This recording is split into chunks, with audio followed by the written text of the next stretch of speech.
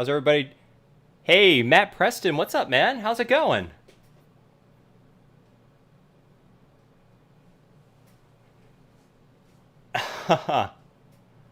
All right. Sounds good, man. Yeah, hope you enjoy the Game Boy stream.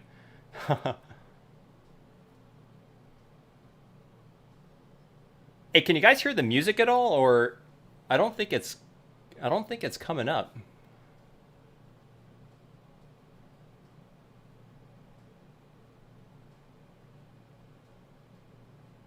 Awesome. Yeah. Hey, glad you could watch the stream, Matt. Awesome, dude. Haven't talked to you in a long time. Hope you're doing well, buddy. Hey, how's it going, everybody? Just the voice. Yeah, I don't know if for some reason I don't know why the music isn't. I mean, do you guys care about music? I think it's always kind of nice to have some background music. Hey, how's it going, Onasazi? How are you, man? Hope you're doing well. Good morning, Gigavolt. Eddie Perez, how's it going? If I didn't say hello to you, hello everybody. I missed some of the earlier chat. All right. Yeah. Yeah, I guess I don't think I'm going to be able to figure out how to do the music. It took me a while to figure it out for the other streams, um, but yeah, so today we're going to be doing the Unhinged SP, and if at any point, my audio is not good, because I know that's usually a contentious point. Sometimes it's hard to get the audio just right, but looks like the audio is fine. All right. So Zarafob is playing Pokemon Yellow on a modded GBC. Awesome, dude.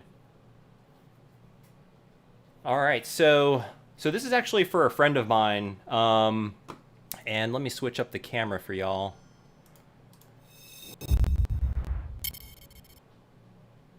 All right, so basically we got, I'm gonna kick up the ISO for y'all so you can see that. There we go.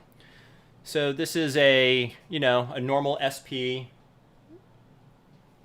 This is actually in really good condition. This is a AGS-001, so it's got the front lit screen, which isn't bad. Isn't bad by any measure, but this is in really good condition. It's a good donor console, and we're going to be putting this into the unhinged aluminum shell, and y'all know this is from Boxy Pixel.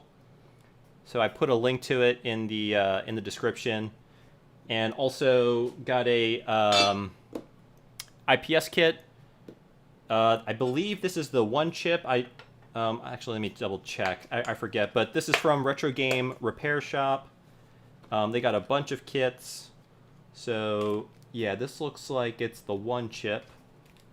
Comes with a cool Gengar pin. Is that Gengar? I always forget. I always get these guys. I know it's not Ghastly. Is that focusing? There we go.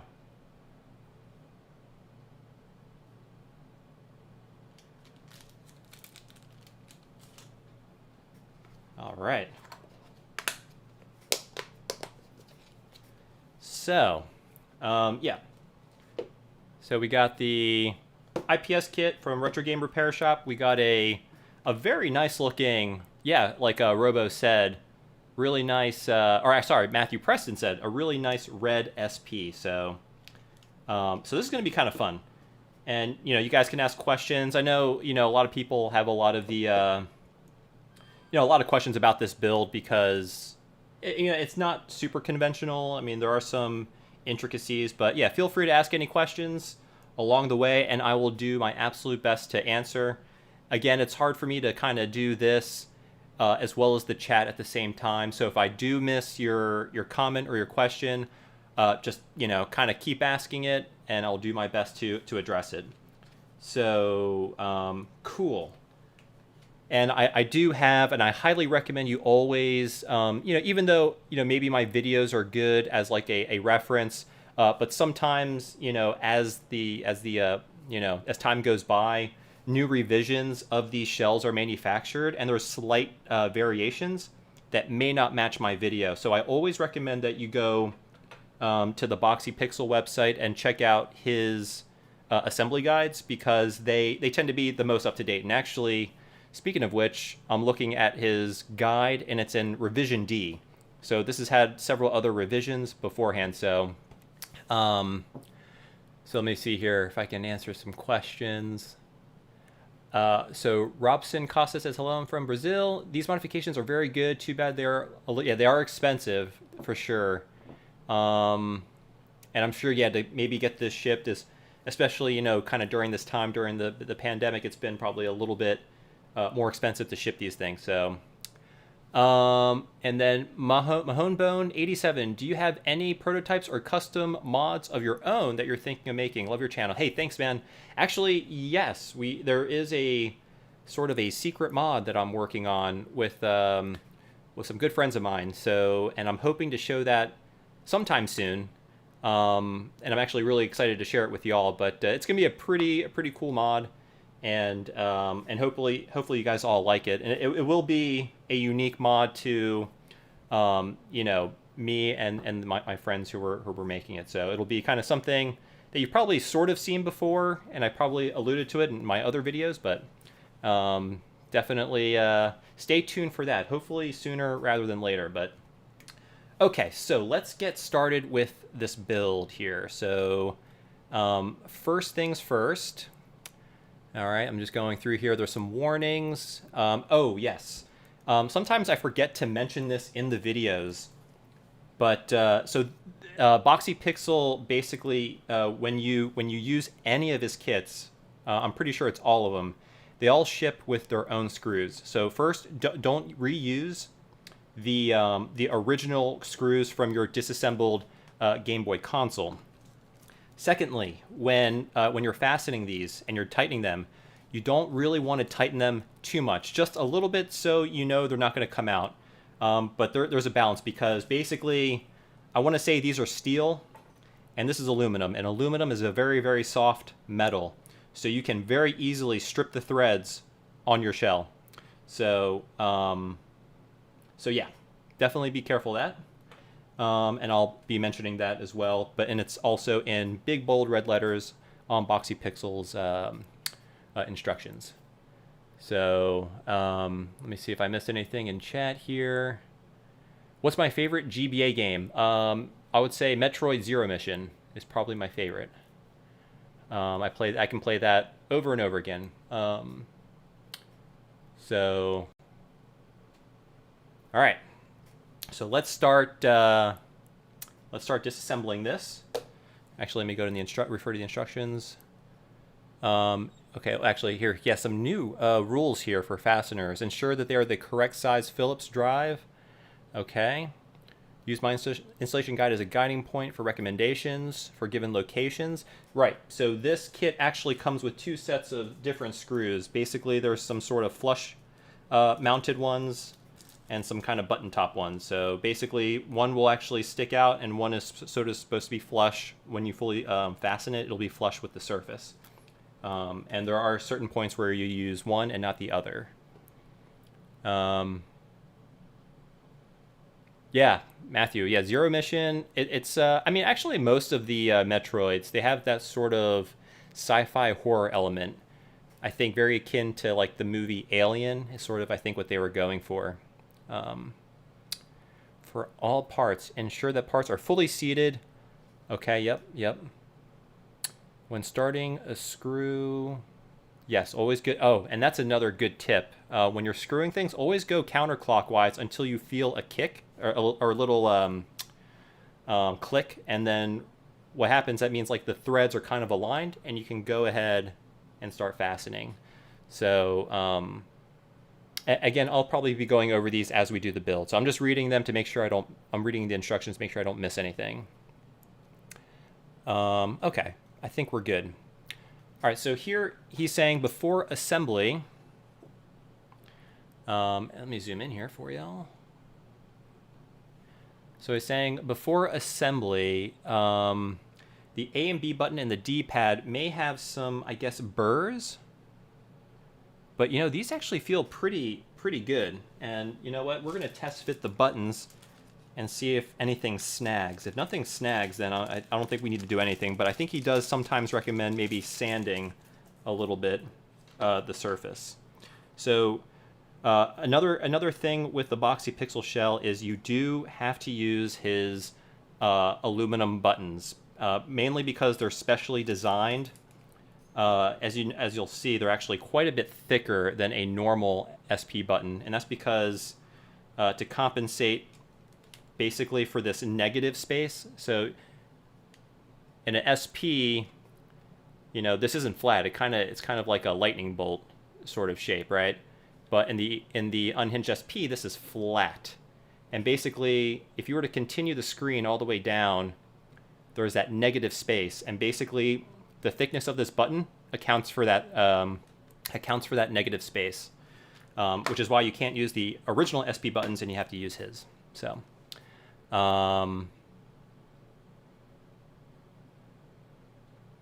so let's see here.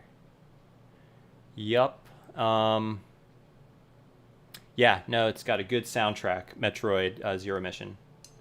But here, let's see here. So this actually, yeah, these are fine. I don't see any issue with these. I don't think I need to do any sanding of any kind. So I think it's just a cautionary thing because depending on your each one, I mean, these are pretty custom parts, pretty bespoke. So there is going to be variations from one unit to the other. So he's just covering his bases. So, all right, no, these buttons feel good. So we can move on to the next step. All right, so great. First thing we got to do is disassemble the SP. And what we're going to do is we're going to go ahead and we're going to isolate the motherboard. So that's the first thing we're going to remove. So I'm going to get my handy dandy iFixit Pro toolkit.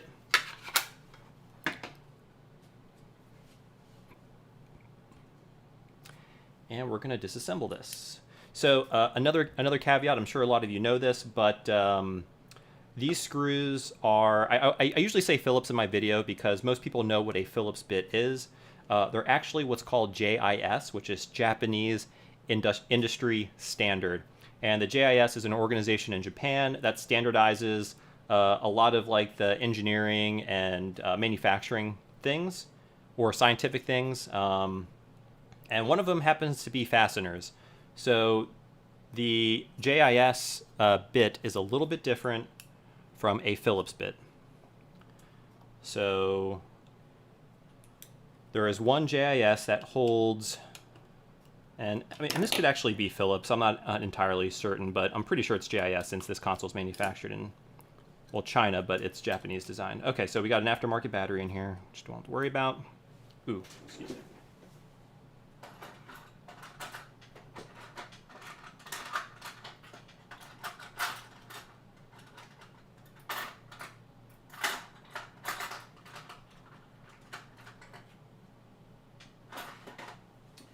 So just grabbed a couple tools, spudger, and some needle nose, some tweezers. Actually, I like the spudger better. So, all right, so let's go ahead and remove the battery. And I'll take a break every once in a while to, check on the chat. So again, if I don't read your comment, I will do my best to, at least respond. So, like I said, you can keep on asking the question. All right, so let's get the tri-wing bit. And let's get all the other screws. So there are hold on a second.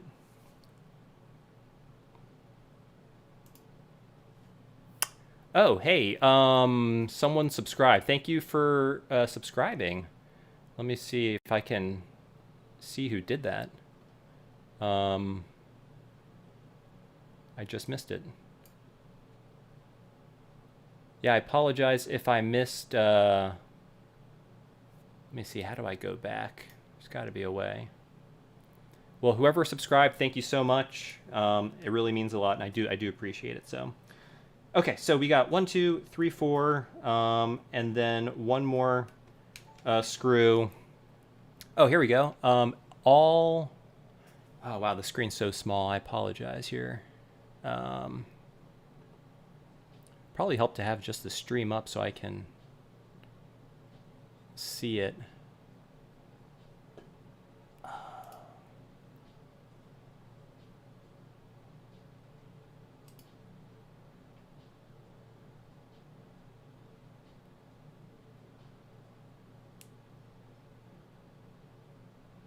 Yeah, sorry guys. I'm not. I'm still trying to learn this whole streaming thing, and I'm still trying to get the hang of it. So I will at one point be a little bit more responsive. And but again, whoever subscribed, thanks. I appreciate it.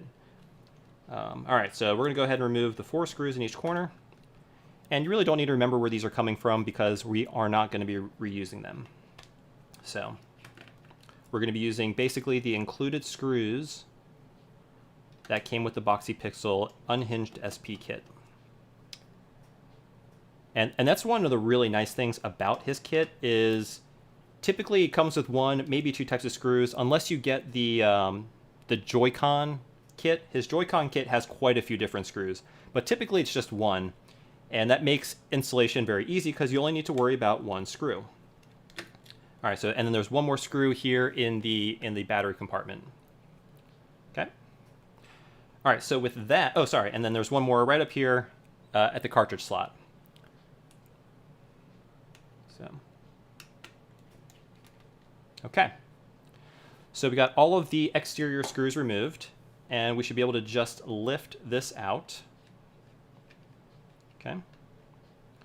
And your triggers will come with that. And this is actually really nice. This is a very nice SP. It's in really good condition. So I'm going to set the top part aside. And now what we're going to do is there are 3 JIS bits that are securing the motherboard to the front shell. So let me go ahead and start to remove that. Oh, hey, thanks for the subscription. Really appreciate it. Again, I apologize, guys. It's, the screen is I have a very small window. I have a chat window, which I can read perfectly fine, but I'm looking at my stream, and that's where I see the, where the subscription, little things pop up, and I just can't read them. It's too small. So, apologize. But thank you, whoever subscribed. Thank you so much. All right, so 3 Phillips screws. Okay, this is too big.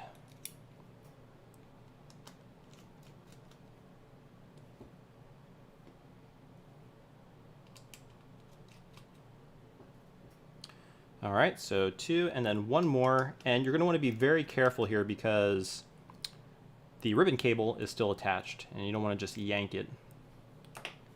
So what we're going to do is we're going to go ahead and we're just going to tilt that a little bit.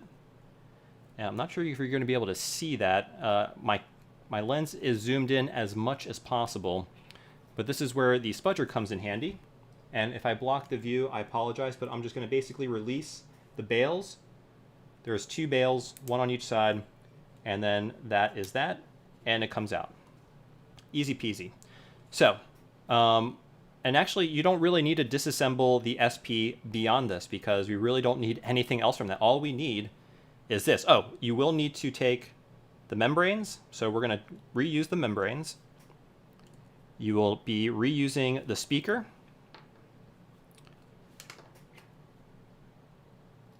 And the light pipe. Now, actually, I'm going to look at the... I'm really curious. I wonder if he redesigned the shell to fit the light pipe better because I bought one of his initial unhinged SPs, and it really couldn't accommodate the light pipe for the battery charger and this thing. I'm not sure if you can see that, but it's this little translucent piece of plastic which guides the light, so you can kind of see when your console's turned on, when it's charging. But we'll be reusing that. And then all this you can just set to the side. And what I'm going to do is, so I'm going to go ahead, I'm going to give these membranes a clean. They're a little bit dirty. And we're going to, because I don't want to give my buddy a dirty modded Game Boy Advance SP. So, oh, and this is a nice little thing I have here. So basically this is where my IPA is. And what I do is you just kind of push down on it and you'll see a little pool of IPA comes out, and then I'll just take my Q-tip and absorb a little bit. And what I'm going to do is I'm going to go ahead and I'm going to clean the membrane.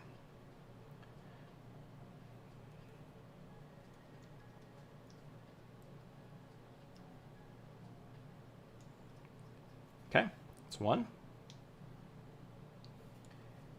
And really the dirty part is the outside, because basically the membranes, they have like two jobs, at least in the SP. It's basically to keep dust from getting inside, and it's also to sort of dampen the button presses just a little bit for the SP. They serve really no other purpose other than that. Now in the regular Game Boy Advance, they actually have conductive pads on them, which will help register, or which actually do register the button presses. So, okay. And the last one for the light. Okay. Great. Yeah, these were kind of dirty. I don't know if you can see that, but they cleaned up quite nice. Okay. And we're going to hold on to this Q-tip because we might need to clean other things. Oh, and another thing. So on the speaker, there's this little felt. This thing sometimes comes out. This also keeps the speaker clean.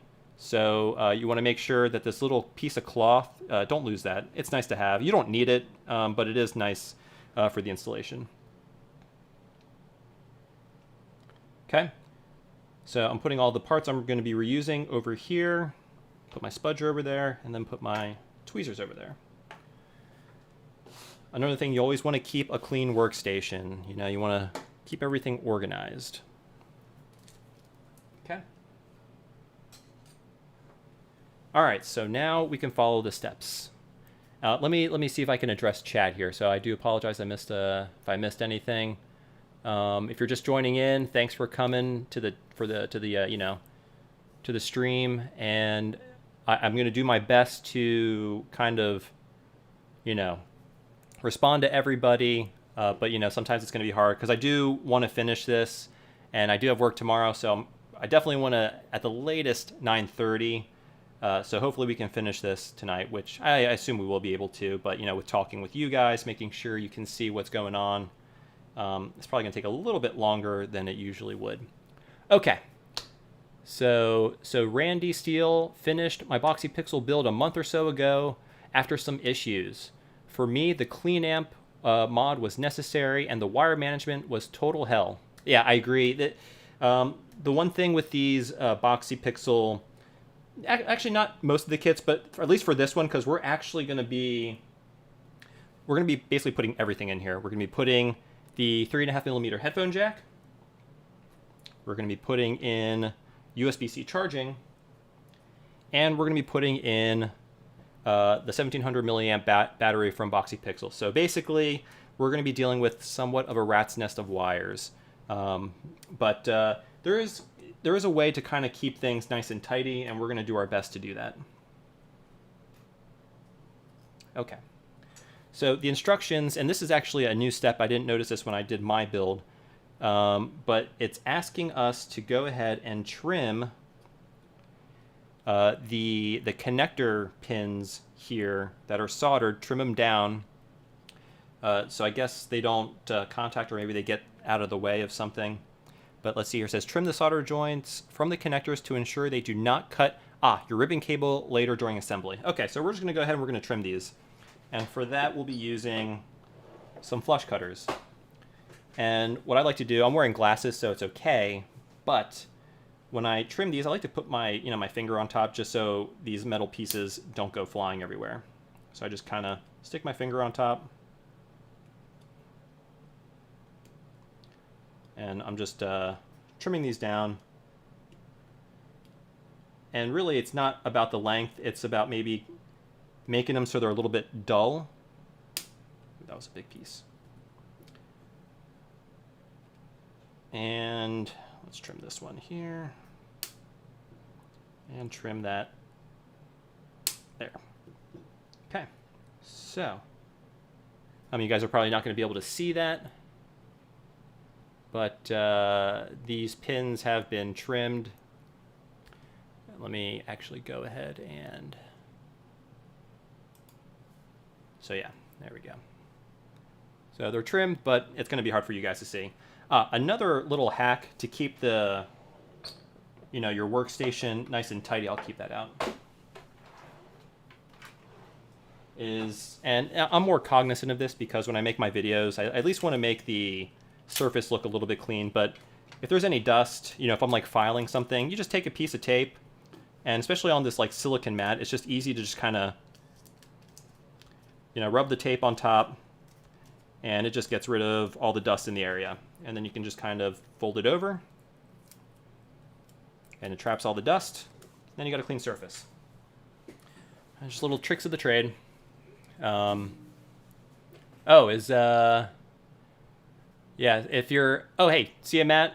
Thanks for joining the stream. Really appreciate it. And it's great to have you on, as always. All right. So that's one step down. Let's go to the next step.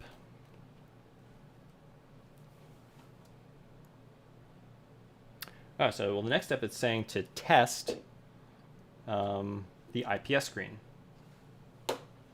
So let's go ahead and do that. Again, I bought this, this was actually donated from Retro Game Repair Shop. So thank you to Retro Game Repair Shop. They donated this IPS screen for the build.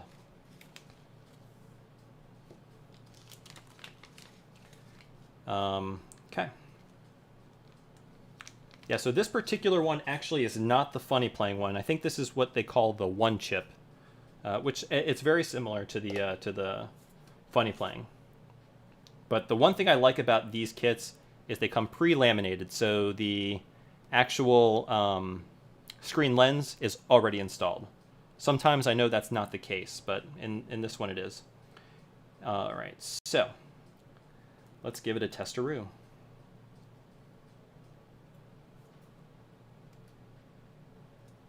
So we're going to go ahead, I'm going to connect. Figure out the best way to do this. Ah, what am I doing?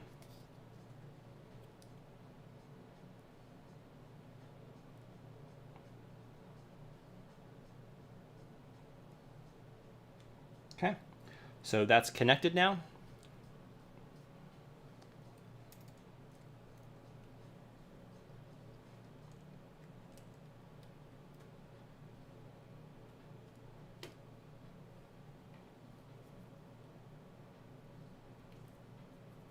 Okay, we're connecting it. And then what we're going to do is we're just going to take the battery, make sure it's off. Okay, it's off. Take the battery, make sure the polarity is correct. Hey, thanks for the subscription, Prozilla Reborn. Hopefully I'm reading that right.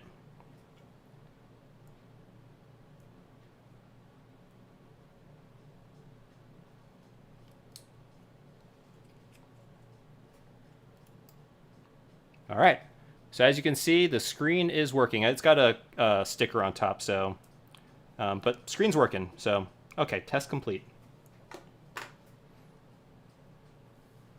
Now, this, the nice thing with this kit is it comes with some double-sided tape here. I'm assuming that's to hold the driver board onto the back of the IPS panel. And then we got this wire here, which we're gonna connect for brightness control. We're gonna enable the brightness control. Okay, so let's go ahead and delatch the ribbon cable. And we're gonna move on to the next step. Set this aside.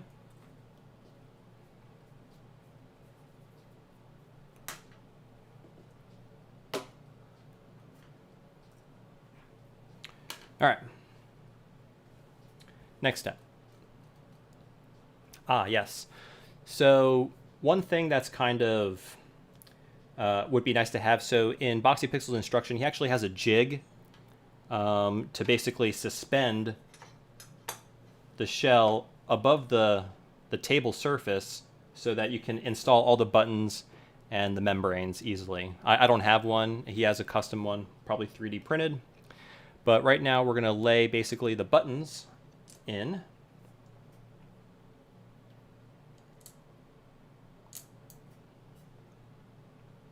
And your start select and your brightness button are all the same, so it doesn't matter where they go. But they have to go in one direction, and it's this one. So here you can see all the buttons are installed. That's what that looks like.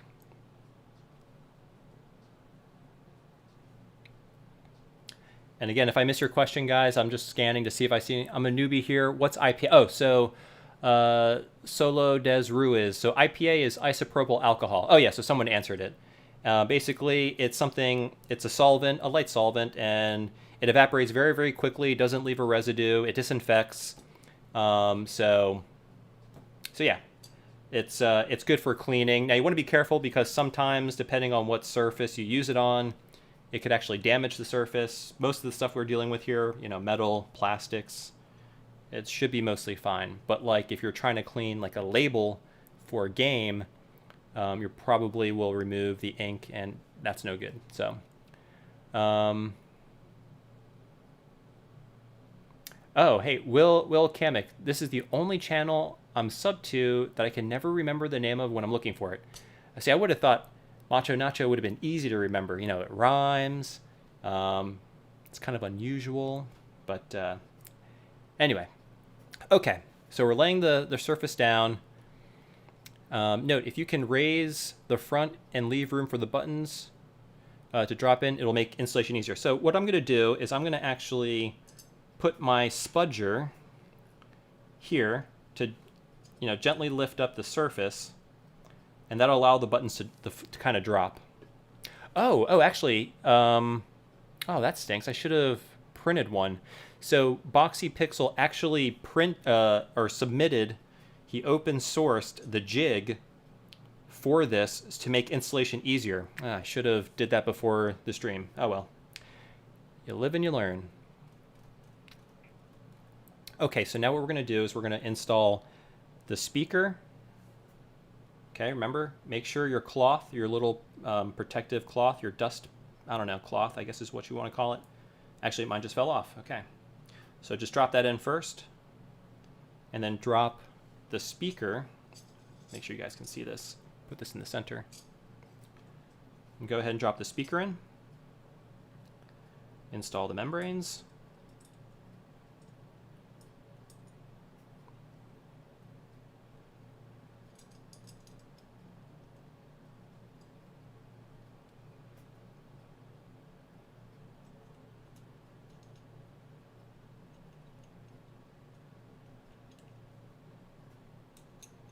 Okay, there we go. All right, so we installed the speaker, we installed the membranes. Now what we're going to do, okay, well, I don't know why it's not going over the wiring, but what I'm going to do now is install the USB-C charging board. So this is just for charging. There's no data going through this. I get asked that question a lot. So this isn't like a link cable or anything like that. You can't use it as a link cable. So that's just going to drop in like that.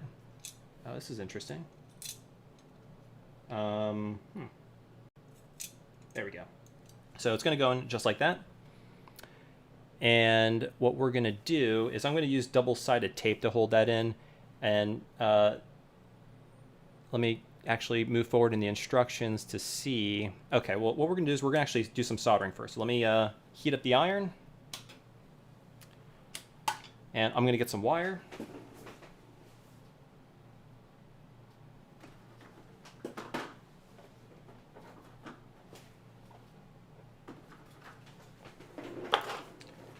So for this, I'm going to get some black and red wire. I'm going to cut, about 6 inches maybe. It's probably way more than I need, but we can cut it down later.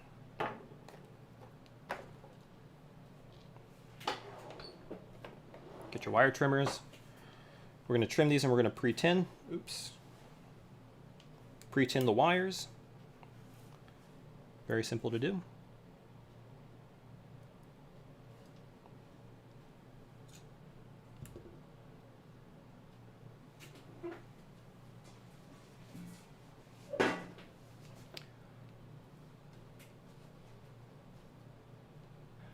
So Nikel Kelly, Tito, your vid helped me build my Game Boy macro with the Helder Flex amp. So loud now, thank you. Yeah, hey, you're welcome, man. Not a problem. Yeah, that was kind of my one issue with the Game Boy macro mod, is that the volume was so low. But Helder made well, actually, it's a really cool mod. It does several things. One of the things it does, it's an amp, so it makes the speaker much louder. Another thing it does is it actually does the Game Boy macro mod. So it's a really cool kit. It's all in one. I think it does a little bit of audio cleaning, which is really, really nice. So overall, great kit. Oh, and then so Ryan and Kat says, what gauge wire am I using for that? So I'm actually going to be using two different wire gauges. For the USB-C, it's going to be a little bit thicker. I believe it's... Oh, crap, you know what? It's not even on here. I want to say it's 26 AWG. And then here I'm using for... This is going to be for the audio mod. Let's see here. I want to say this is like 28 AWG. Oh, sorry. Maybe 27 or 30. 30? This might be 30 AWG. Sorry, I don't know off the top of my head, but yeah, it's around that. I mean, and you know the wire gauge, you just don't want to go too thin because there will be power going through these, but like 26 should be fine, I believe. So what I'm going to do is I'm going to go ahead and I'm going to pre-tin these pads. But what we're going to be doing, and let me make sure.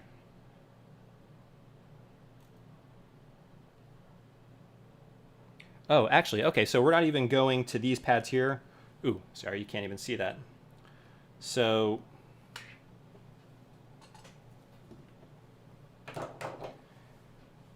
on this, and I apologize, I can't really zoom in much more than this,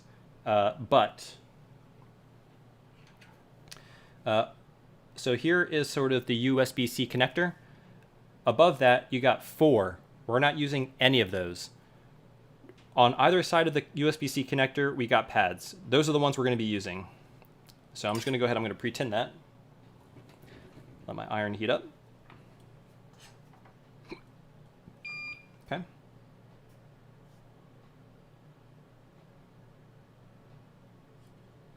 Okay. Hopefully you guys can see that. And usually I use a fume extractor. I'm not using that right now because it'd probably be too loud. But on the left side here is the positive. So we're going to go ahead, I'm going to solder that in.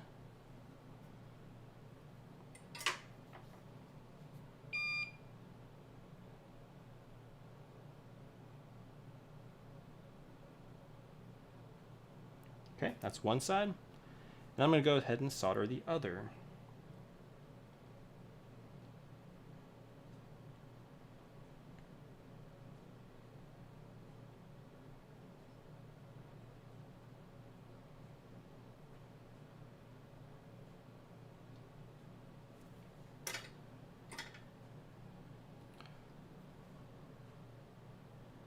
Okay. And so here you can kind of see what it looks like. Hey, Luis Sanchez, thanks for the subscribe. Thanks for subscribing to the channel. I'm not sure if that's clear, but so that's basically all I did. I'm going to clean that up a little bit. Grab my...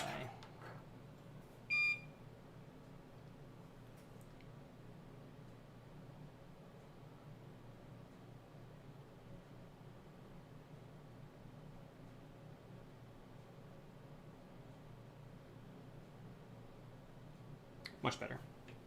Okay. So our USB-C is prepped. Set that aside.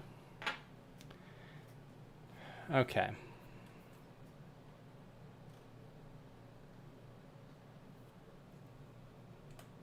Make sure I did that all right. Yeah, positive, and black is negative. Okay. All right, so these power wires will be soldered to the SP PCB.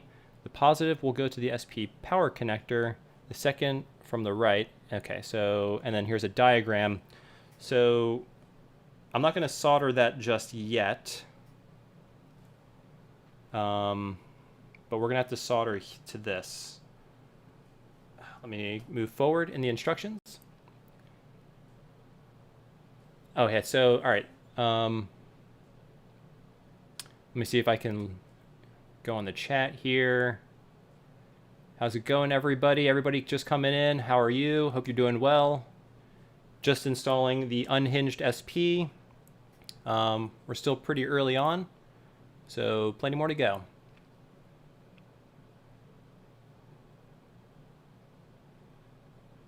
So scruffy looking RGB, yeah, I have one and I love it. It's a really awesome mod. One of the best SP mods in my opinion. I think it's awesome. Okay, all right, guys, let's move on. So, all right, next thing we got to do. 3.5mm headphone jack. I will be using the 3.5mm headphone jack. Oh, okay. So this is where things start to get a little complex. Okay. So.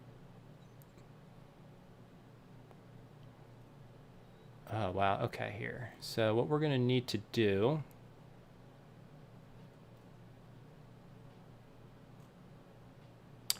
Oh, okay. So I have to see which. Ooh, okay. Interesting. Hold on a second, guys.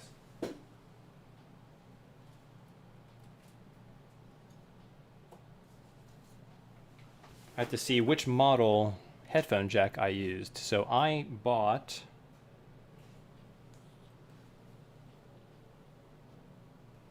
I believe it's this one here.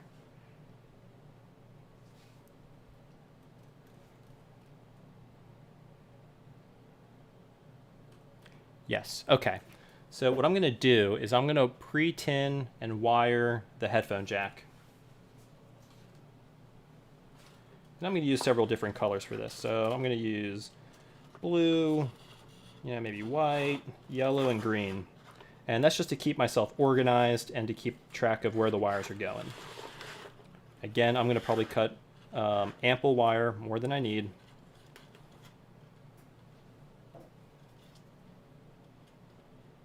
Now, I love using this wire. This is called Kynar. And it's a solid core. It's not like a stranded wire. So in my opinion, it's kind of easy to deal with. Very thin, easy to kind of move around. I'm going to go ahead and let's go ahead and pre-tin the headphone jack.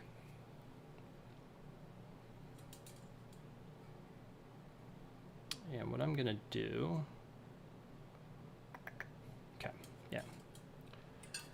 It's going to be a little bit challenging, so I need to solder to all 4 of these points.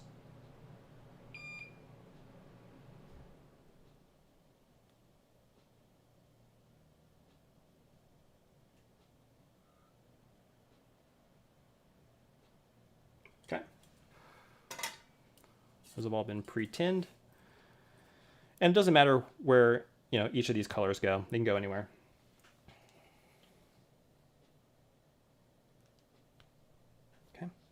Good.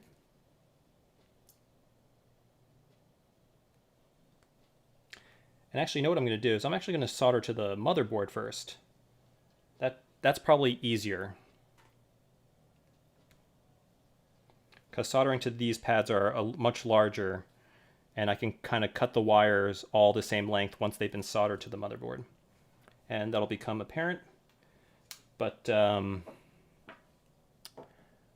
let's see here. So NHL Van is saying, would you consider doing videos on the DS Lite and GBA SP using USB-C mods, charging mods by Rorosaurus? Okay, so I actually haven't heard of Rorosaurus. But yeah, I'd be more than happy to do. I think that'd be pretty awesome. I guess replace that charge port with the USB-C. Yeah, I definitely do that for sure. Okay. So let's look here on the motherboard, and I'm going to pre-tin the the test pads for the various areas that I need to do. So looking at this picture, this is going to be a little bit...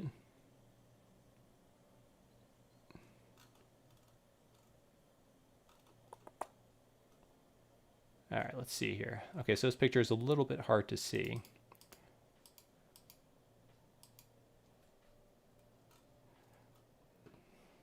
Okay. So basically I need to solder one wire to L out, which is right below the down direction. So we're going to go ahead, we're going to pre-tin that. And if you got, yeah, I mean, you guys aren't going to really be able to see this, but so L out is the first one.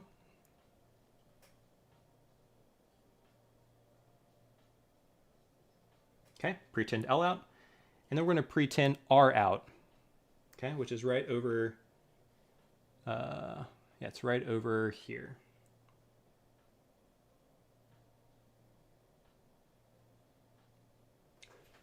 Okay, so R out, and then we're going to, the upper pad of capacitor C25.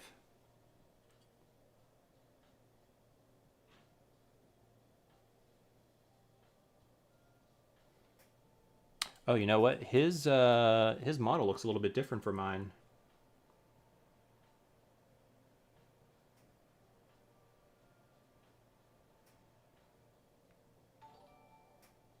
Oh, wait a second. Maybe I'm, hold on, let me.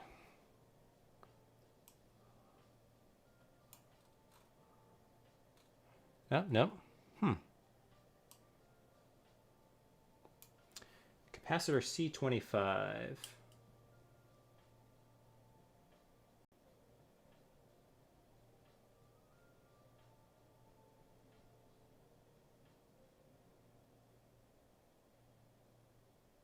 So it's interesting. My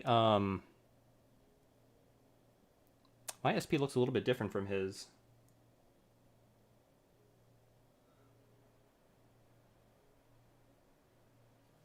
Huh, does anybody know which capacitor? Because basically my revision looks different from his.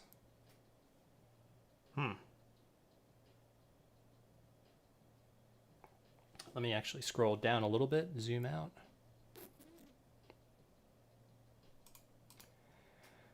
Okay, so basically I'm trying to look for the upper part of capacitor C25, which doesn't exist on here. I'm actually just trying to look for capacitor C25,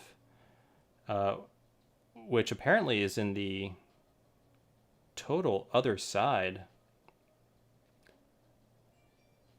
of my motherboard. That is so interesting. I mean, I wonder if it'll actually work the same way.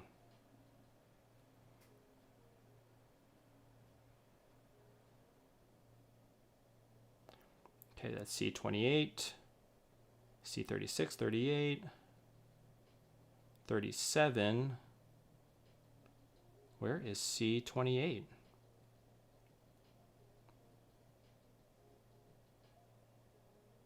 Has anybody had this issue installing the Unhinged SP?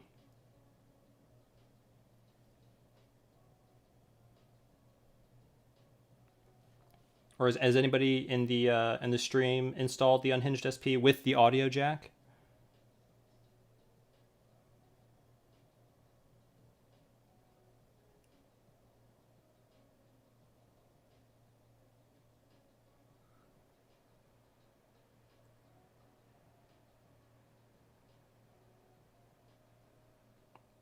Oh, there's C25.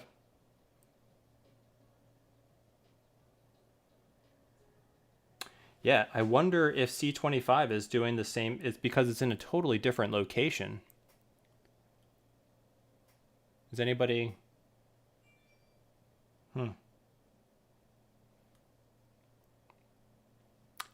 Hey, Dylon. Thank you so much for the donation. Dylon says, hey, thanks for doing the stream. I'm going to be installing one of these soon, and just watching so far has already answered a few questions. Awesome. Hey, if Dylon, if you have any other questions, I'll do my best to answer. You know, I may not catch it because I'm trying to also complete the mod.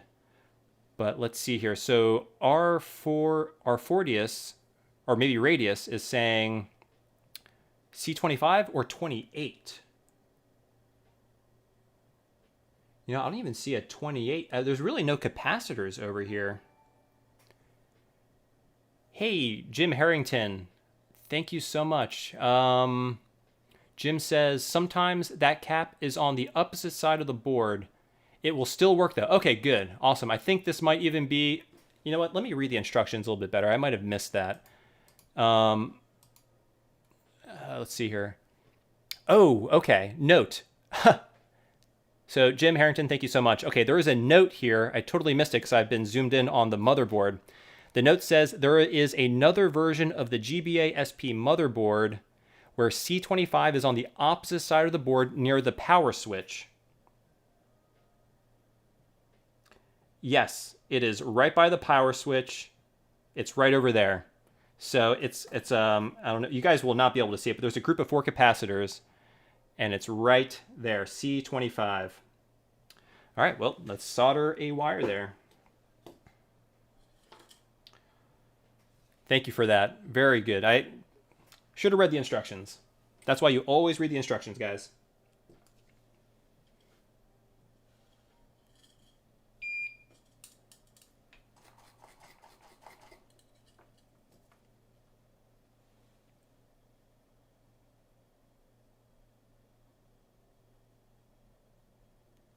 Okay.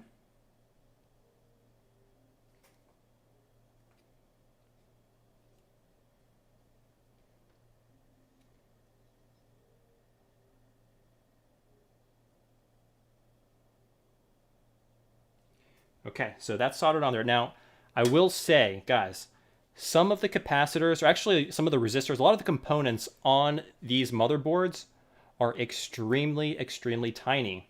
Okay, so what you want to be careful of, especially when you're soldering around those components, I'm keeping my iron around 335 Celsius. You don't want your dwell time to be very long. And what I mean by dwell time, you don't want to stick your iron on these components for too long because you're going to risk desoldering the entire thing. And you're going to have a very difficult time trying to solder that component back in because these are all surface mounted components and they're all teeny tiny. So be very cognizant of dwell time. Do not stick your iron on these components for a very, very long time. Okay, so, all right, so we got that C25 capacitor. So note, if you're ever doing this, C25 could either be over here on the back side by the power switch, or it can be over here, kind of below where the D-pad is, like it is in his picture.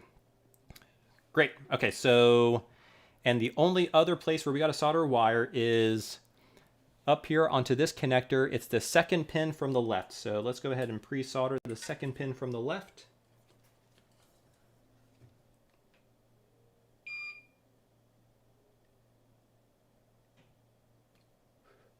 And we're going to solder wire there.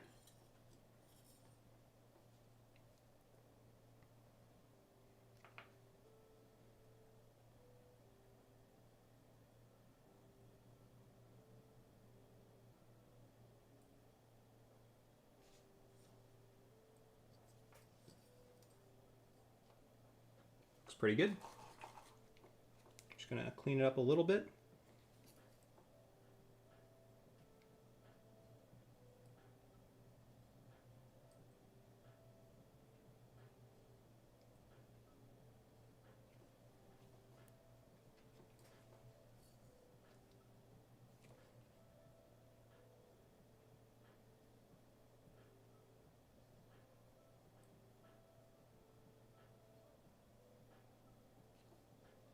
Okay, great.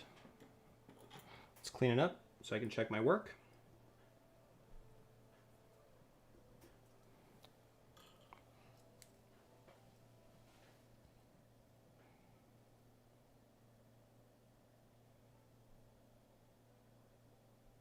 Looks good. All right, so we got basically one wire soldered to the second pin on this. We got one soldered to the top part of capacitor C25. And now we're going to solder one to the R out, which is basically audio right out. Okay, got that. And then we're going to solder one to L out, which is left audio out.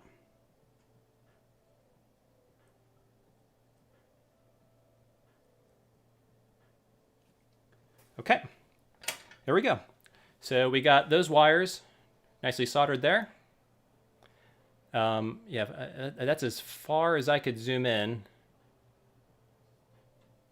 Okay. And then we got the wires on this side for a total of 4 wires. Okay, so we got that.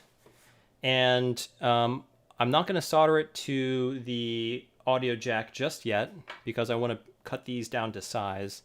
And when we start to assemble things, that's when I'll do it. Ah, yes, so that's right. Okay, so what I'm going to do...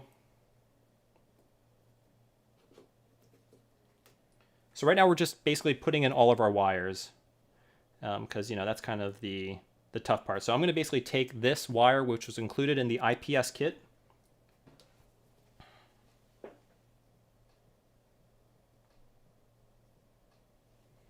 I just trimmed a little bit here because this was a little bit too long for my liking. But this wire is basically going to be connecting to the IPS ribbon cable, and that'll allow us to control the brightness by pressing the brightness button. So we got a pre-tin pad. I believe it's like Q12B or something. Does it say it on here? It yeah, Q12B. He doesn't write it in the text, but he shows a picture of it, and it's right there. So we'll go ahead. We're going to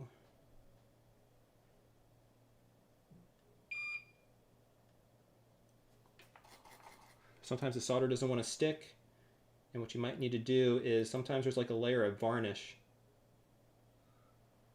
that you can just heat through. If you can't, sometimes you may need to sort of abrase the surface a little bit with like maybe an X-Acto knife. Just kind of scratch the surface a little bit to get rid of it.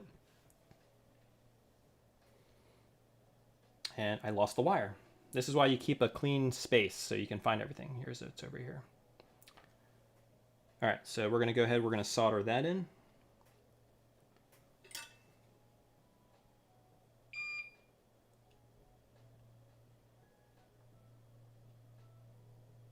Okay, so that's in there. So this is the brightness control wire. Okay, so that's in there.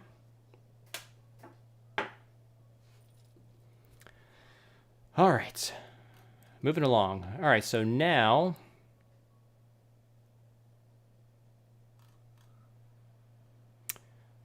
is kind of the hard part. And the way I'm going to do this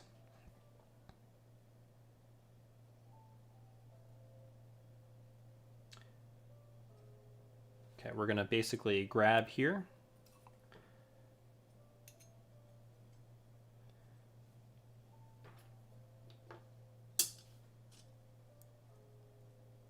Okay, we're going to start installing things, and I'm going to get my hot glue gun, which I definitely need to replace because it's really just not a very good one.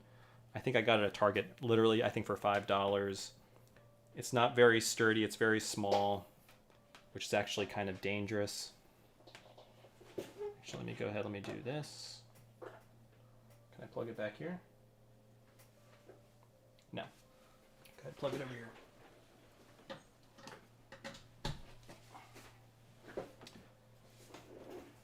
Actually, you know what? I'm not going to use hot glue. I didn't use hot glue for my other installation, so I'm not going to use hot glue.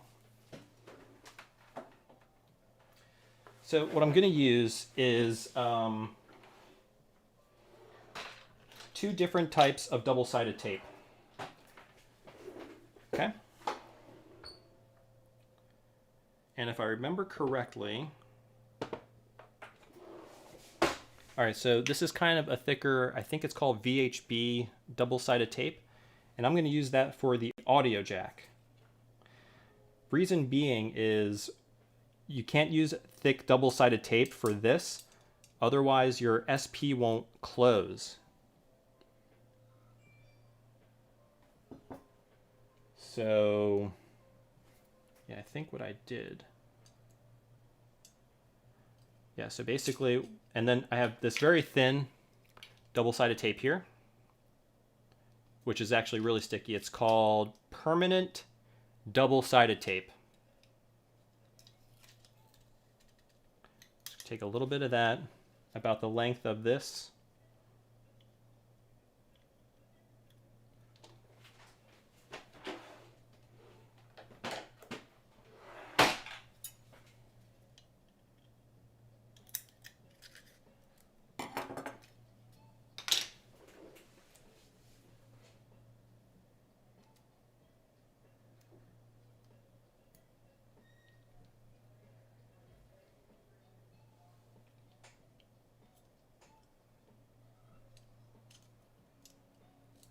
Okay, and that's in there pretty darn good. So that's not really going to go anywhere. And then for this, okay, so now you'll notice it'll be a little bit hard for you all to see, but this headphone jack, the one he recommends, is a little bit too short. So this back won't stop the headphone jack. So you need to add a little bit of material between the headphone jack itself and this sort of back brace over here. So what I did, and I found worked pretty well, is I actually took a piece of my glue stick and I cut it to length and I stuck it back there. You could probably use hot glue. Hot glue might be another option. And actually, you know what? That might be what I do. I think I'm going to use hot glue, guys. And maybe I'll remove this membrane just because we're going to get pretty close there with the iron. So I'm going to grab some hot glue. I said I wasn't going to use hot glue, but I am.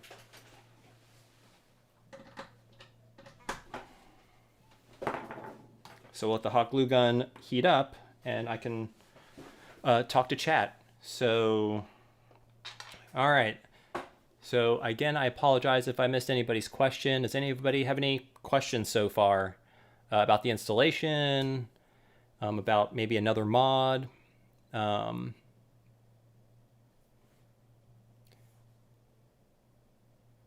see.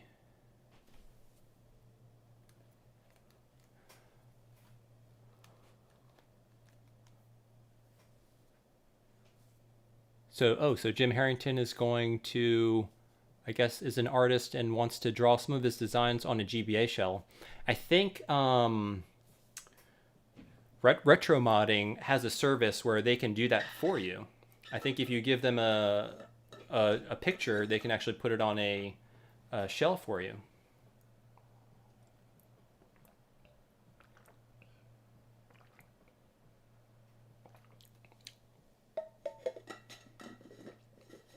Chris Brown is asking, are there any other mods you're doing? So, not at the moment. I usually just do one a week. I do have a really nice one planned this week. I think a lot of folks will be very, very interested, and I hope at least. So yeah, I usually do one mod a week, which keeps things pretty exciting.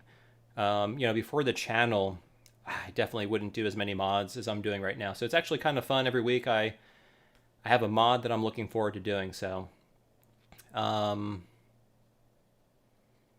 yeah, no problem, Jim. Not a problem, buddy. Let's see here. And then, could you use double-sided tape on the headphone jack? I could. The only problem with the headphone jack, well, actually, it is kind of nice and flat on the bottom. I guess I could. The only problem is it doesn't have a backing. So as you're plugging in, you need to put a backing in there to kind of keep it in place. I did use double-sided tape on my other one, so yeah. So you could potentially do it. It just wouldn't feel super permanent, but it's certainly possible. Excuse me.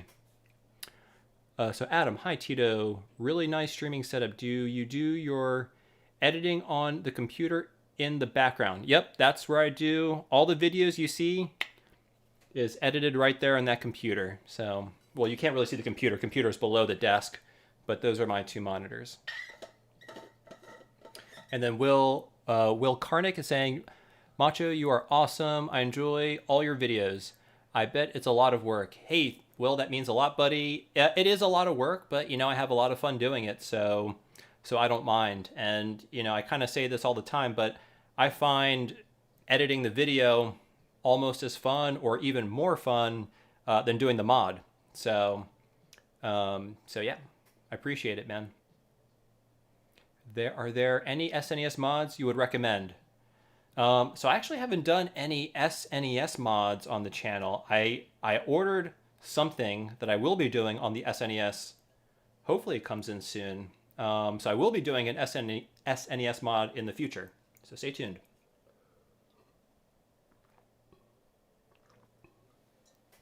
All right, my hot glue gun is up to temperature. So what we're going to do is we're going to be pretty quick here. All right, so let's see. Oh, thank you for the subscription. RPM Rosie. Thank you so much. All right, so we're just going to put a little bit of hot glue there, stick it in, and then we're going to be putting hot glue behind it, and that's going to be the backing so that it doesn't move around.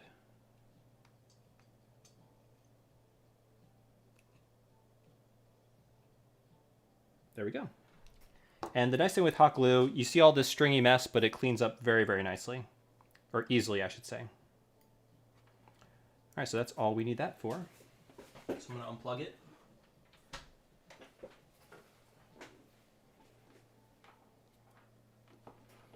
And move it aside. Yeah, this glue gun is not good at all. I got to get a new one.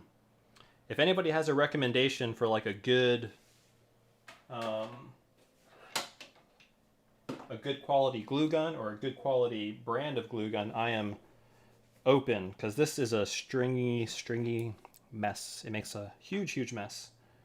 And I'm sure there's probably better ones out there. Like I said, I bought this from Target for, I think it was like $5. Okay. So what I'm going to do is I'm going to clean up the string. Is that so? Again, I apologize. I can't really read. So I think it says Lorenzo Grajiski. I probably totally mispronounced that. I apologize. Thank you so much for the sub. I appreciate it. Okay, so I'm going to show you what this looks like, so you can understand sort of what I'm talking about when I say that that you need to put some material behind the headphone jack. Okay, so that cleaned up pretty good. So if you look here, so this little blob right here is going to be basically keeping this from moving backwards. So when you plug in your headphone jack, there is a backing there to keep it from moving. And that actually worked pretty well with the glue. Okay, so we got those installed. Now we just got to wire everything up. And this is the hard part, guys. So I'm going to have to go back and get the wiring correct.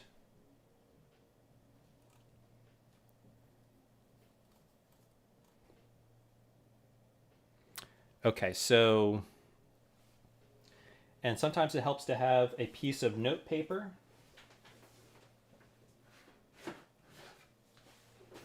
So for me,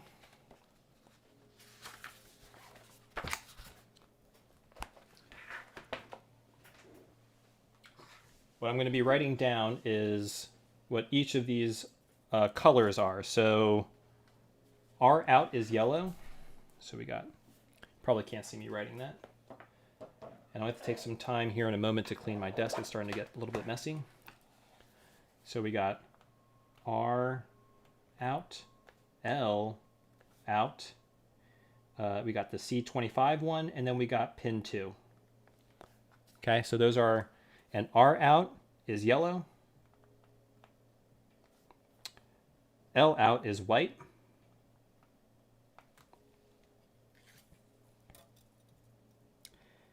Capacitor C25 is green. And then pin 2 is blue. Okay, so we got that all sorted. Keep that handy for reference. So what I'm thinking I'm going to do is I want to kind of do this and then fold over. Okay. So I'm going to have this all come from... Hey, Blaine, thank you so much, man. I appreciate it. And you know, Blaine comes to all the, pretty much all my streams. So, man, I really appreciate it. And he says, "Hi, Tito. Thanks for producing and sharing your amazing video content on YouTube. You make the platform a better place for us all." Hey, man, I really, really appreciate that. I can't tell you how much that means, man. You know, this is just something I have a lot of fun doing, and I'm glad that a lot of folks are enjoying it. So really appreciate it, Blaine. And actually, everybody on chat, Blaine has a really great YouTube channel. He does a lot of videos on, I want to say it's kind of like jailbreaking consoles, and also other types of mods as well. So definitely check out his channel. Yeah. So, all right. Let's continue here.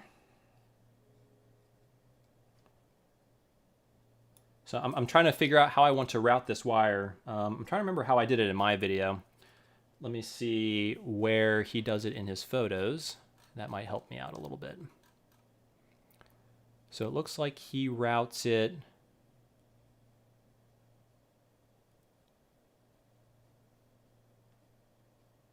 So two come from the bottom. Because yeah, basically it's kind of have to come like this. Oh, okay, I know what I'm going to do. I think I remember what I did.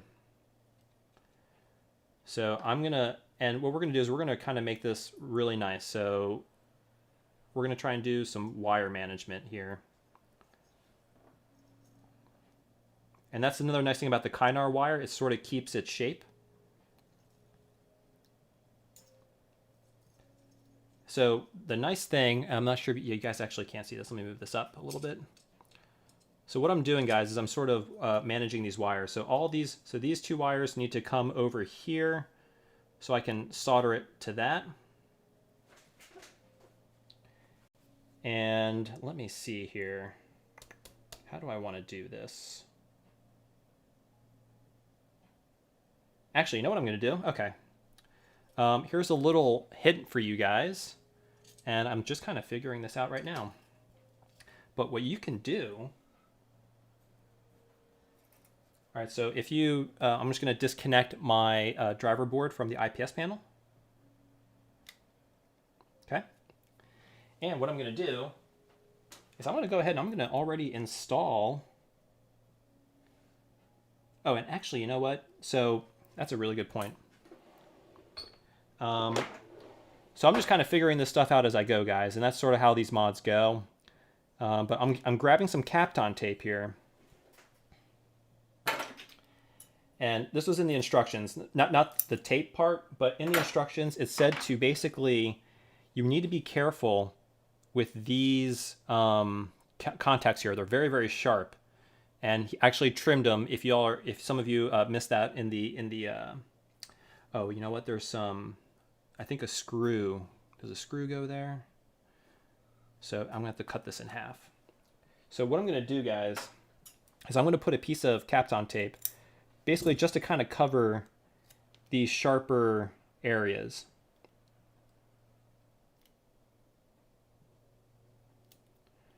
Because the last thing you want is to have a ribbon cable that is, you know, ripped and that doesn't work. I think that's the last thing anybody wants.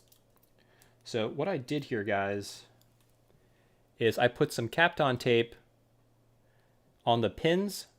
So basically, these are the through-hole pins for these two connectors. And I'm just covering them with some Kapton tape to basically protect anything that kind of would rub on top of it. So that's all. Okay. So now what I'm going to do is I'm going to finally connect the ribbon cable. And what that's going to allow me to do, that's going to allow me to solder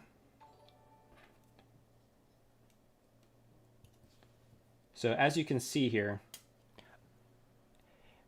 oh, hey, Christopher Boland, thank you so much. So Christopher is saying, love the content. I have 2 Boxy Pixel shells ready to go, and your videos will be what walks me through them. Thank you. Hey man, I appreciate it so much. I'm glad you're finding the videos helpful. And just as like, you know, a tip, I'm not sure which shells you got, but sometimes, well, actually all the time. So Boxy Pixel is always improving his shells. And depending on which video you watch, it might be a little bit old, especially like my my AGB Game Boy Advance, the original Game Boy Advance video. That was like the first version of his Game Boy Advance shell, and it looks totally different, and I think the internals are totally different. So that video is going to be outdated. So I'm not sure which one you got, but definitely you can look at my videos, and I hope they're helpful for you. But also you want to maybe reference his Boxy Pixel's assembly guides, because those are going to be the latest and greatest. And I might do an updated Boxy Pixel video for most of his shells. But yeah, sometimes, depending on which one, mine might be a little bit outdated, so you might find things are a little bit different on your shell, just because he updates the designs and is always making them better. So, cool. But, so one thing you'll notice here, you see how the ribbon cable kind of goes over? That's what this tape is doing. It's protecting this ribbon cable. So, but what we're going to do now is I'm going to take this wire, bring it around like this, and I'm going to solder it onto there's a very small pad, and I think that should be long enough. That should be plenty long enough. And I'll show you what I'm doing here in a moment. Okay. Actually, let me pre-tin that pad.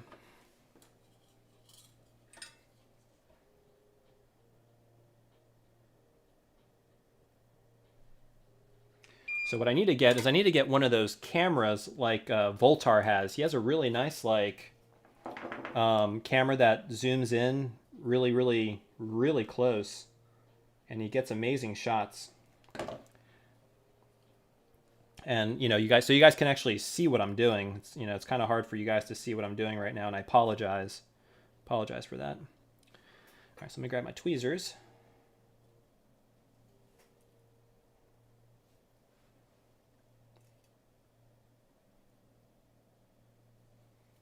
It's going to be a little bit tricky to do, but that's why we're doing it now. When it's out of the shell, it's a little bit easier.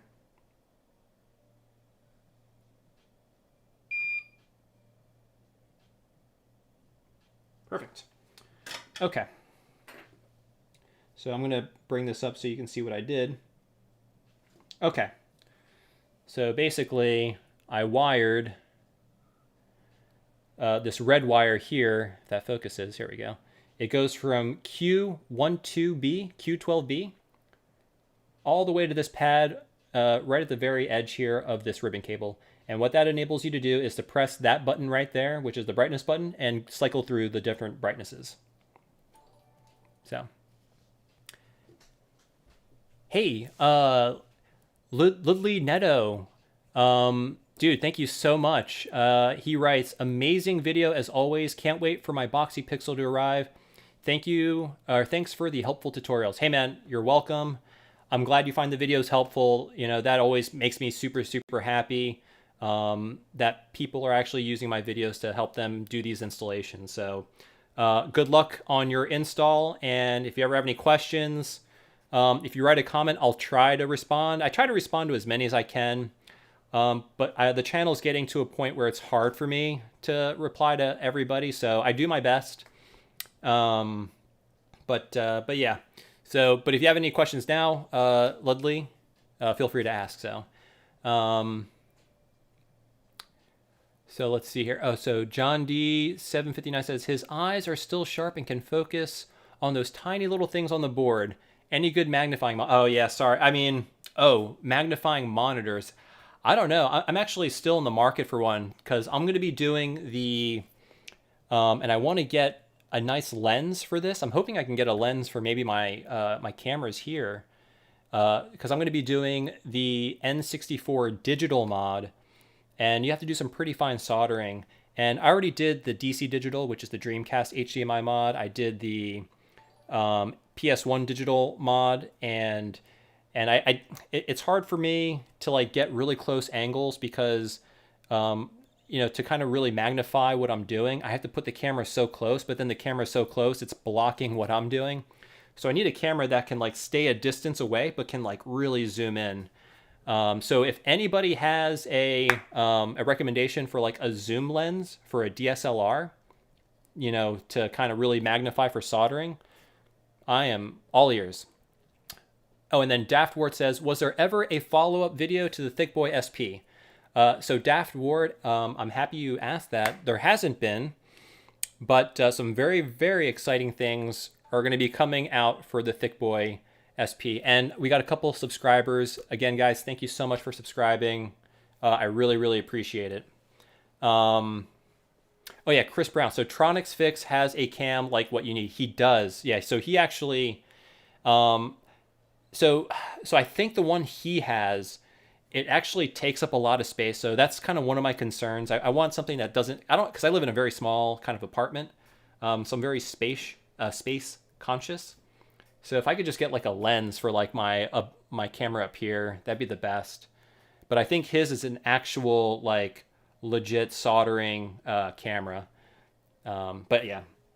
All right. So let me continue here, guys.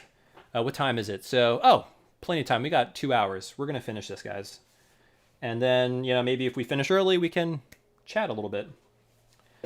All right. Actually, what I'm going to do is I'm going to clean up my workstation a little bit. It's getting a little bit messy. So just organize things.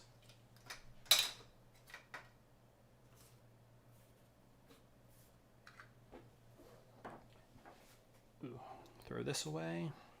Ended up not using the VHB tape.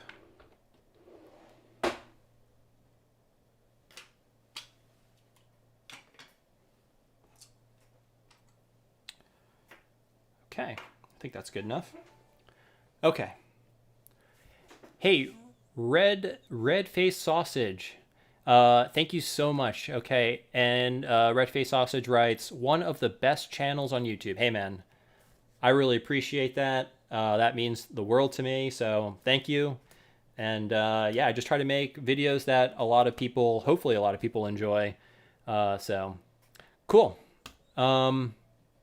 So Zarafab says, are you going to be doing a tutorial for the GBC inside of a GB? Oh, yes. So I've been wanting to do that video for a very, very long time. I actually bought, if anybody knows Zypher Designs, it's I think it's XIPHER Designs. He has an Instagram, and he makes components for that mod if you want to put a Game Boy Color inside of a Game Boy Pocket shell.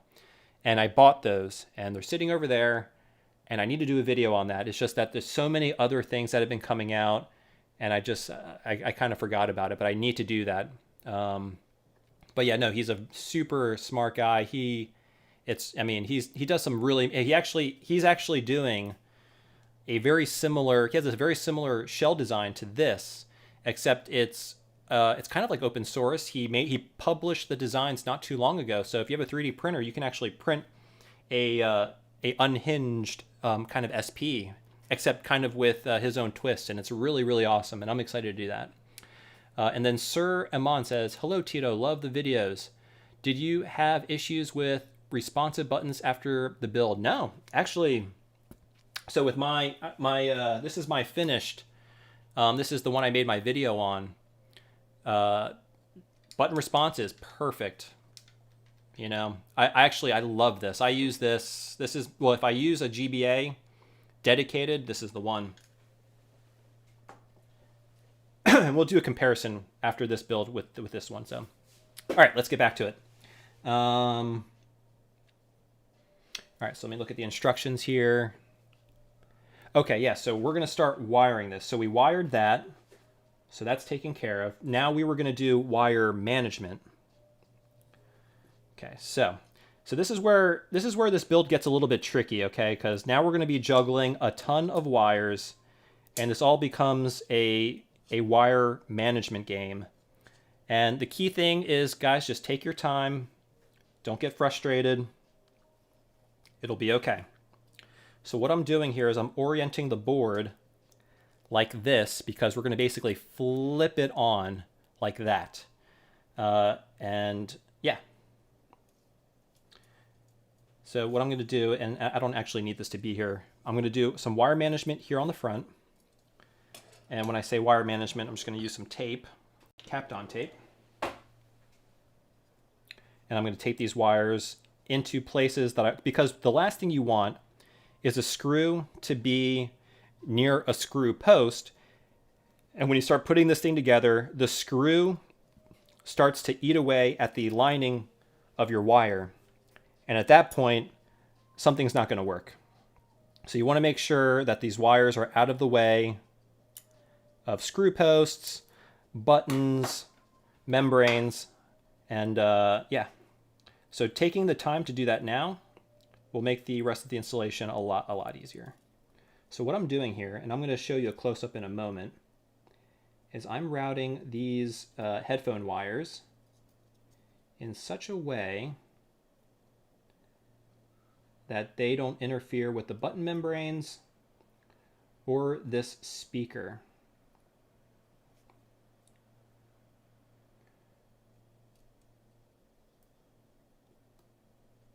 Oops, that didn't really work out.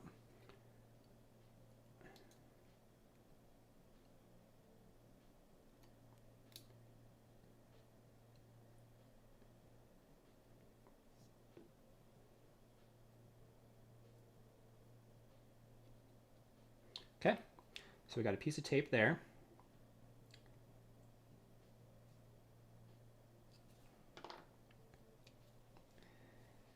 And then actually what I want to do is I kind of want to line this up in such a way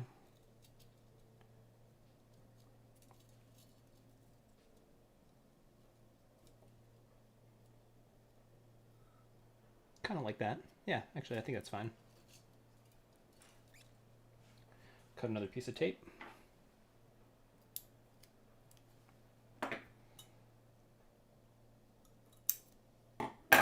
And I'll show you what I'm doing here in just a moment, guys.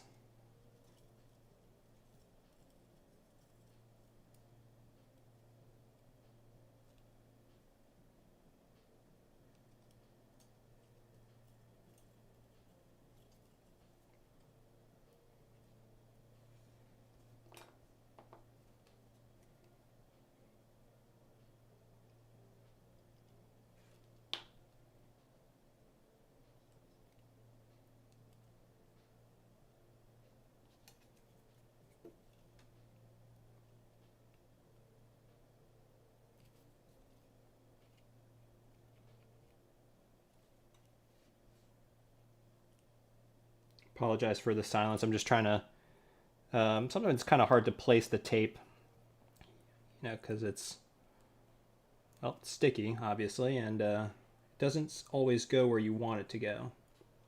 There we go. And hopefully you guys can see this on camera. Okay. All right, so basically, guys, just did a little wire management down here. Where is it? There it is. So basically, I'm routing the wire, let me get my spudger, so that it goes between the speaker, but above the membranes for the start and select button, and then it kind of comes out this way, because that's where the headphone jack is. Okay, so we got those wires managed. Now let's manage, oops, this wire, the green wire, which actually doesn't really need to be managed. That just needs to go down here, like that. And then the blue wire also needs to go down.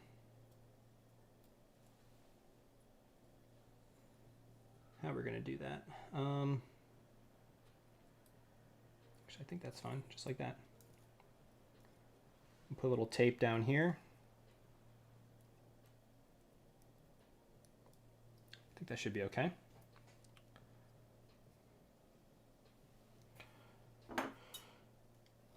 All right, so I'm gonna, as soon as I tape this and get things in position, I'll check on the chat. Just, I wanna get this all set.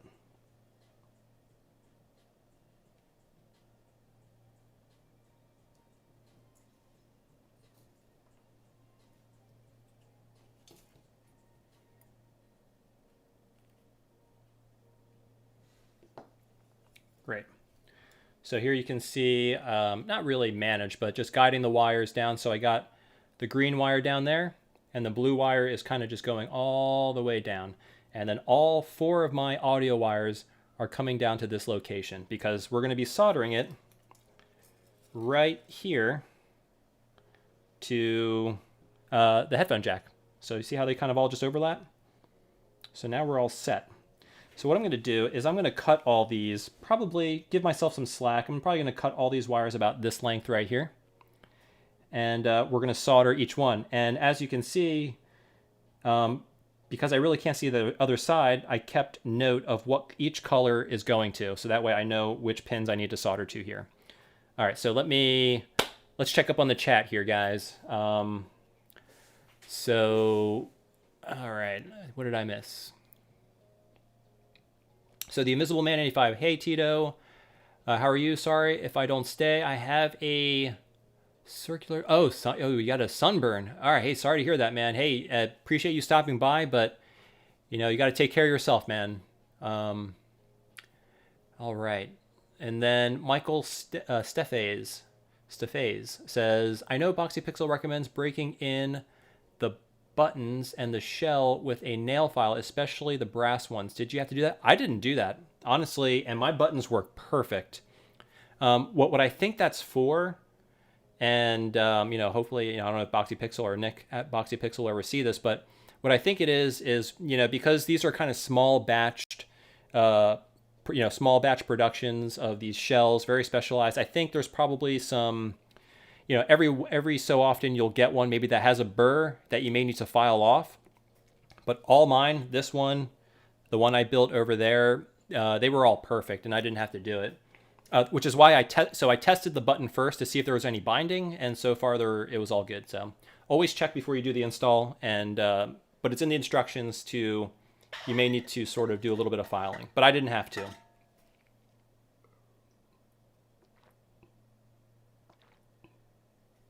So Metroid Lord 99 says, would like to see a aluminum GBA SP with hinges and nothing changed, just aluminum. I would like to see that too. I think that'd be pretty neat. And then Mechan Playero says, hola, Macho Nacho. Hola. Oh, and he's saying, un saludo desde Chile. And I'm assuming that means hello from Chile. Hello. And then Derek says, I love watching your videos. I want to mod my SP. However, I'll wait to see how the Analog Pocket is. Yeah, I'm actually super excited for that to come out. I'm really upset that they delayed it. It was actually supposed to, I think, come out in May, early May. But they delayed it, I think, until the fall, so, or spring, I forget now. But it got delayed, unfortunately. And then Stuart Byrne seconds that. So, or actually, Stuart Byrne, Metro, I love that. Oh, yeah, so I misread that. Leo D. says, listening while I drive, one of the best channels on YouTube. Keep it up, man. Thanks. Hey, and stay safe on the road, man. But yeah, thanks for watching. Or listening, rather. So, all right. And then Stuart Byrne, it's a shame there isn't enough room for those tiny male-female plugs I can never remember the name of. Huh. I'm not sure what you're talking about there. Are you talking about maybe like the RCA adapters? Like an RCA for composite video?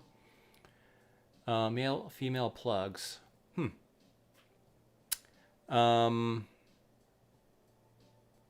then Kevin says, Tito, thanks for all the help and advice. Hey, man, you're welcome. Glad to be helpful. So that makes me happy that my videos are helpful. And if I can help you guys in any way, that'd be great. So, and then Michael Steffes says, that's good to hear. All right.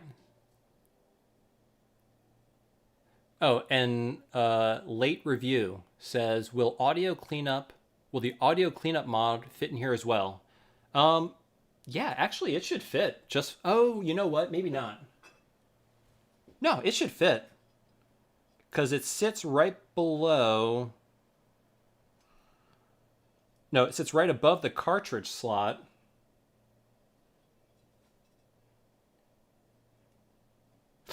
Actually, you know what? It might, I don't know. I really don't know if it will fit. I would email Boxy Pixel. That's a great question. I don't know. I don't. Actually, hold on a second. Let me see something.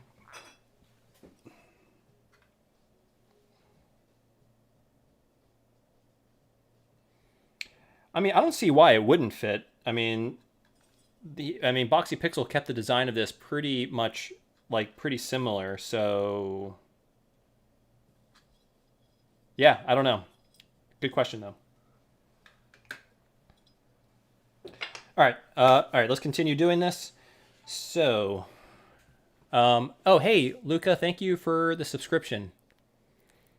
Very much appreciated. All right, so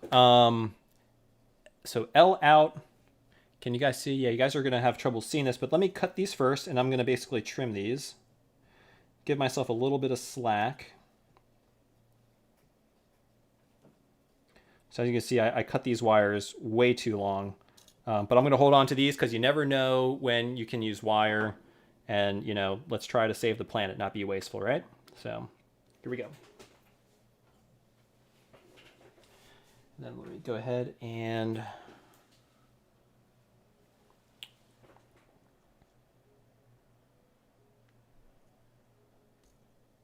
okay, got that.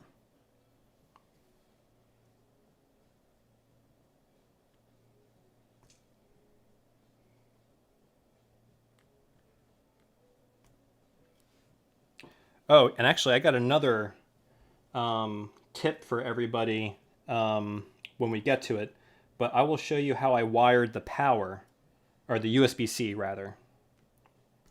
And it's just coming to me right now. I'm just remembering how I did that. And I don't think it was mentioned in the Boxy Pixel instructions, but I mentioned it in my video. So if you watch my video, you'll know about it.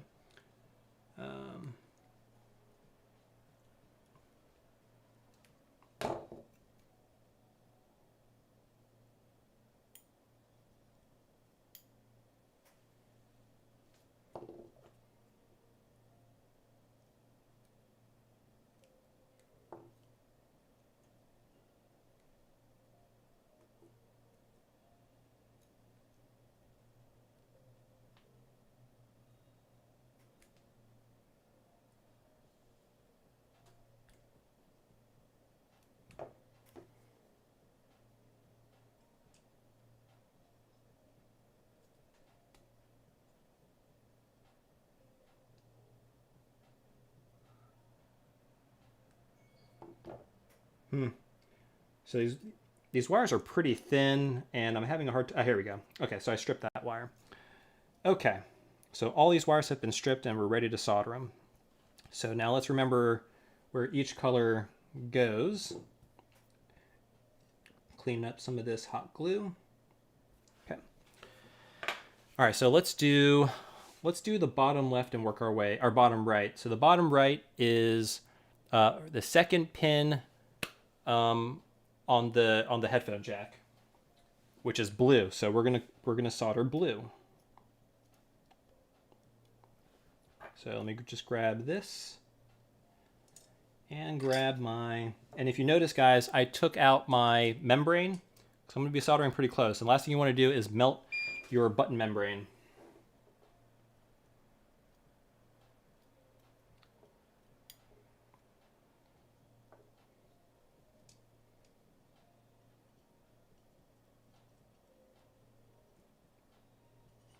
Okay, got one wire in.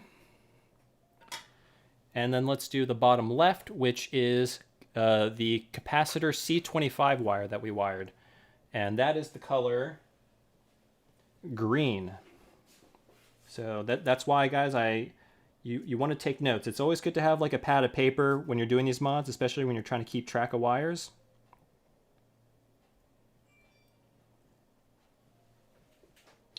Let's kind of bend that.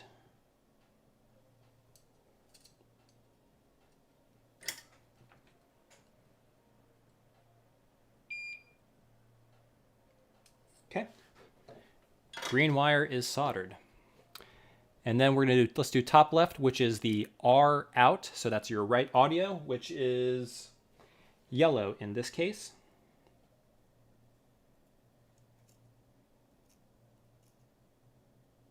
Get the white wire out of the way.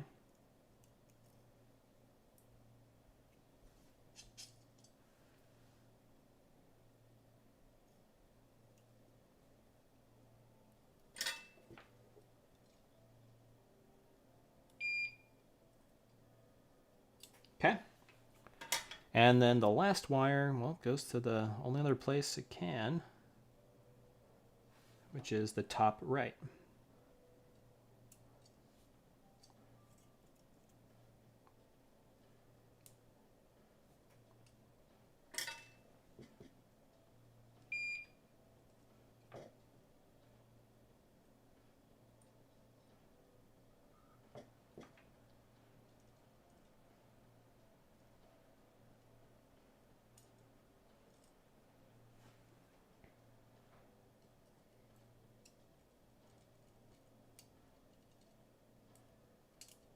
Oops.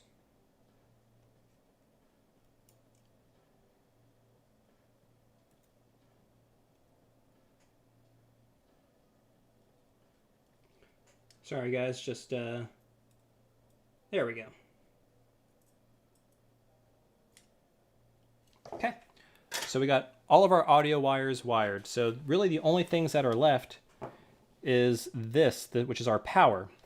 Now the trick with the power, all right, so what I'm going to actually do is I'm going to start folding this over and connecting, you know, kind of routing the wires a little bit. Because here's where you got to be a little bit careful. So those kind of go there. You want to make sure none of the wires get in the way of the buttons, get in the way of the membranes. So I'm going to go ahead and start folding these just out of the way. Oh, that's not good. We lost a connection here. Got to resolder that.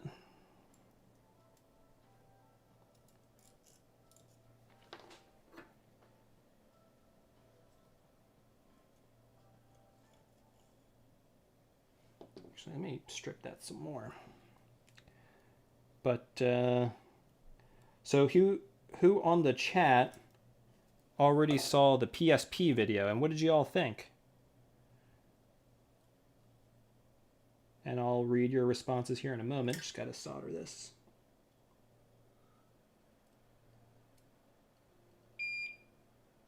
Here we go.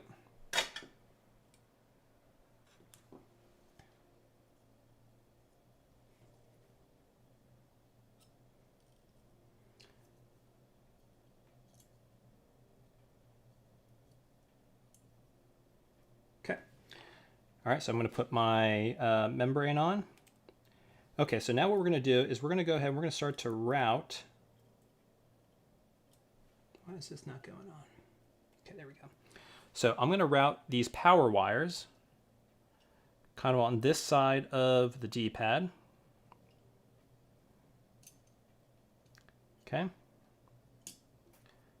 And there we go.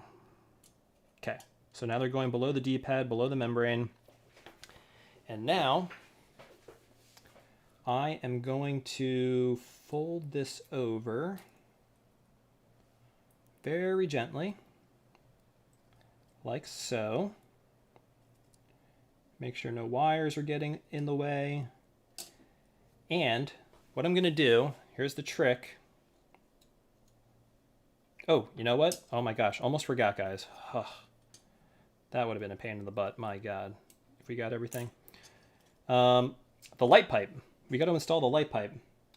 And the way I'm going to do this is the way I probably, because I don't think he changed the design. Yeah, he didn't change the design.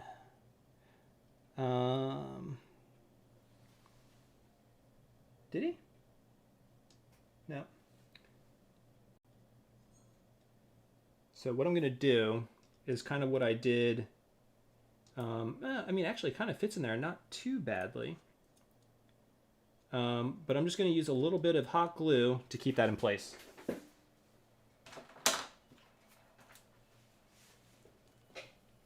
We're almost there, guys. Almost there.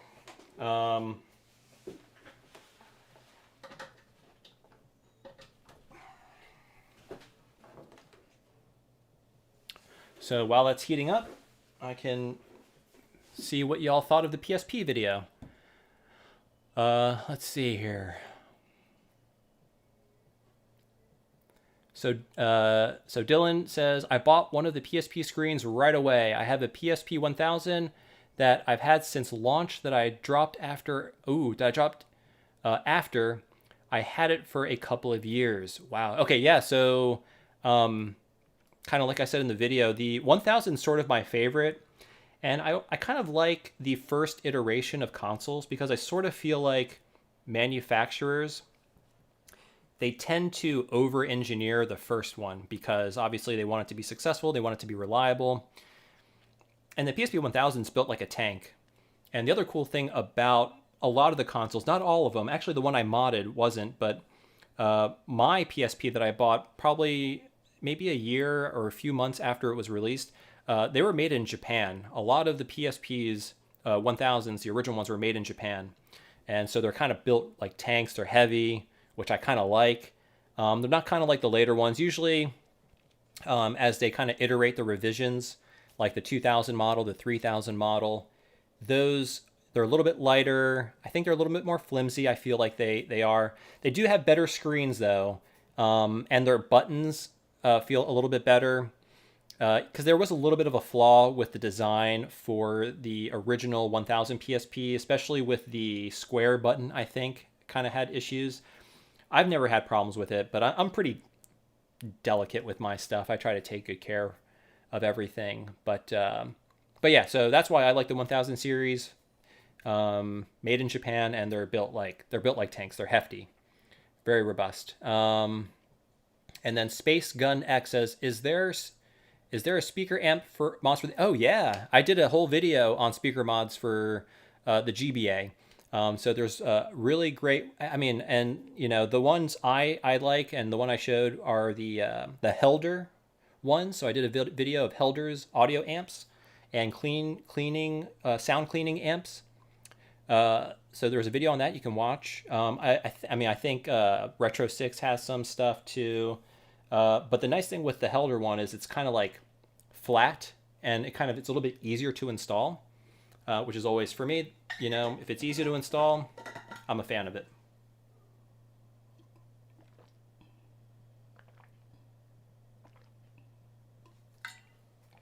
Oh yeah, so James McCaffern makes a good point.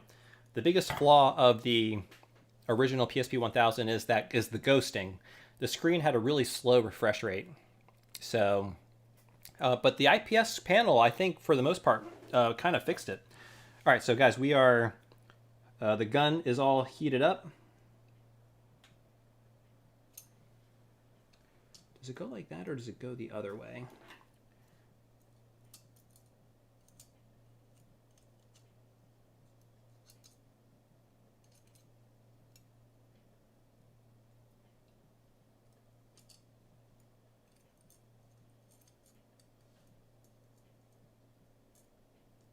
No, I think it does go this way.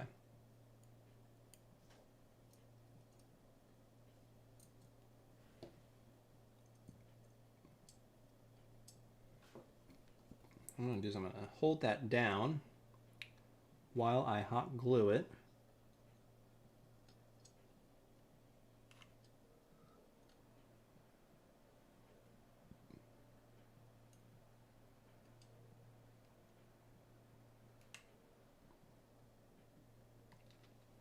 Okay, don't mind the mess, it cleans up very easily.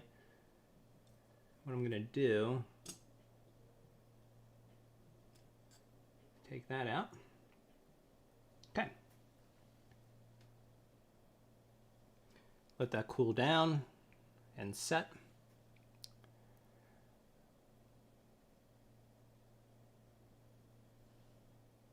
Okay. Yep. Oh yeah, I wasn't sure. Did anybody make a recommendation for a good, high-quality glue gun? Because yeah, this glue gun is not the best.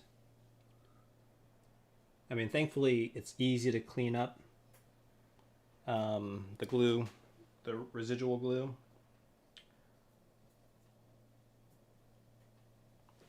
Now unplug it.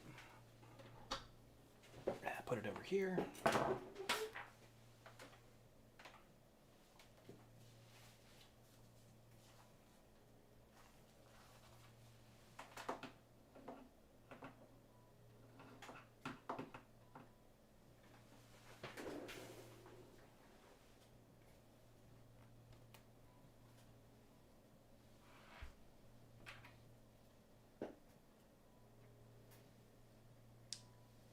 Yeah, the glue just leaves strings everywhere.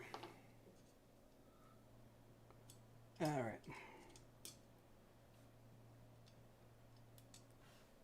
But we're going to clean that up nice.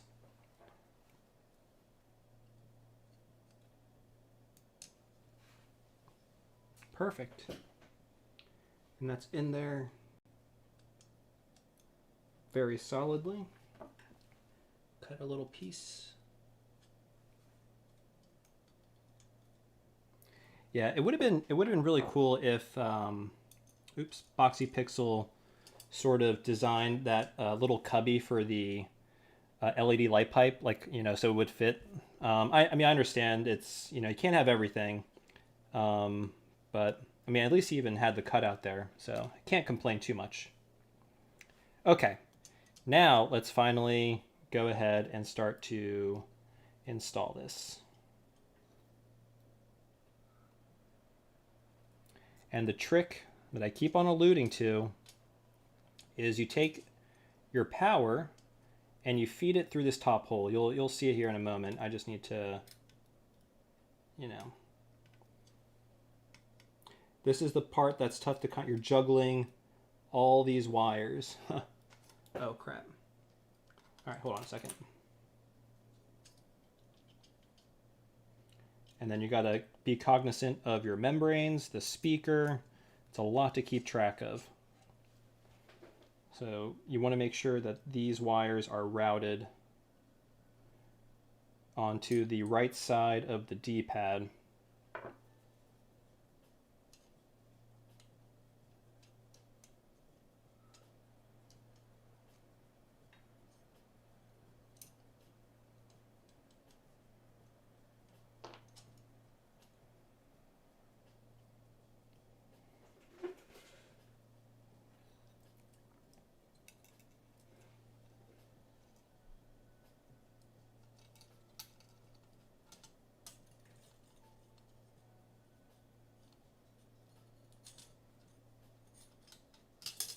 There we go.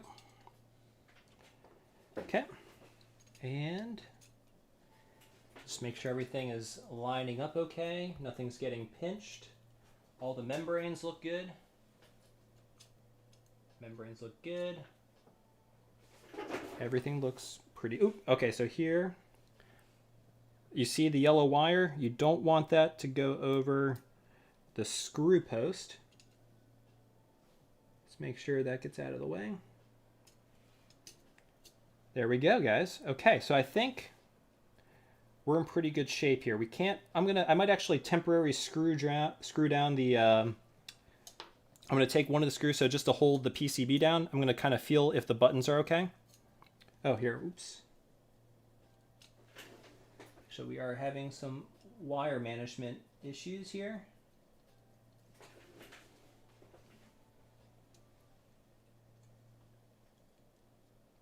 Get that out of the way.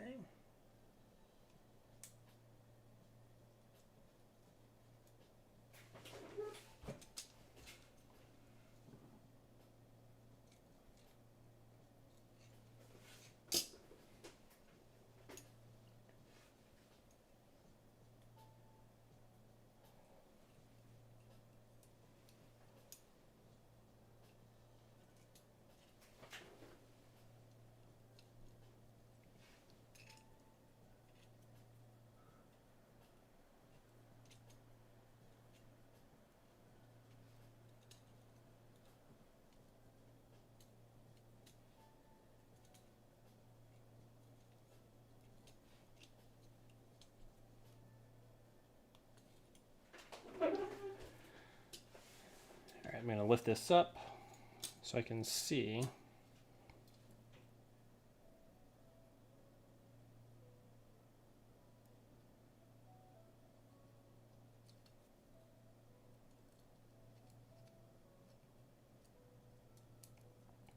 So this is the part where you just got to kind of manage the wires in a way where they're out of the way. There we go. All right, so I'm going to grab a couple screws. Now these are not the pan top, the flat top ones. These are the button top kind of ones here. All right. Oops. Put them over here. So I think he included like just a ton of extras, I guess in case you lose them, but you definitely don't need all of these. And the nice thing is these are all Phillips. You don't have to worry about tri-wing. Oh, these are the... Oh, it looks like he changed the screws a little bit. They're much, the tops are much thinner. That's nice. Okay.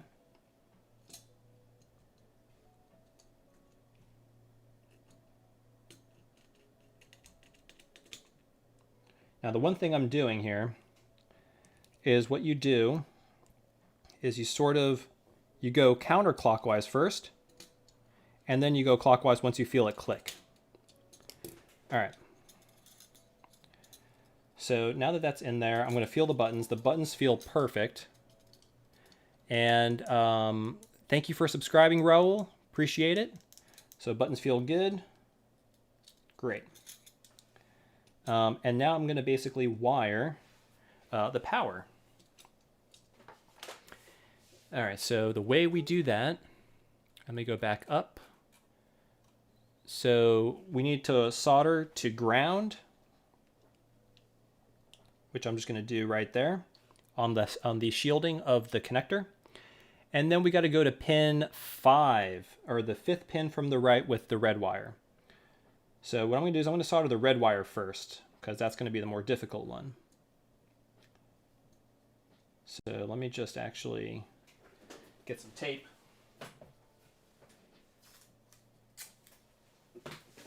I'm going to get some painter's tape here so it doesn't leave any residue, just to kind of get this wire out of the way while I wire it here.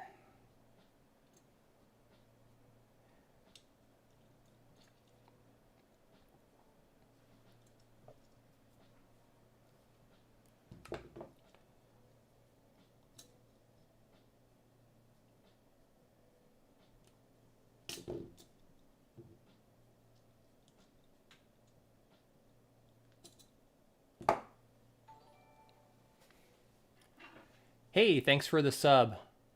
Appreciate it. Again, I apologize I can't read the my viewing screen's very, very small. I can read the comments or the chat, but I apologize I can't really see the message when someone subscribes. I'm working on it. Actually, I wonder if I make the screen bigger. I could probably make the screen a little bit bigger. Oh, there we go. All right, I made the screen bigger. Okay, so let me go ahead, pre-tin.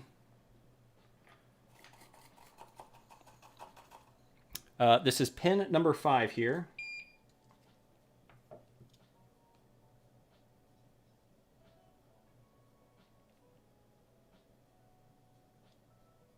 Just need a little bit of solder. Let's pre-tin the...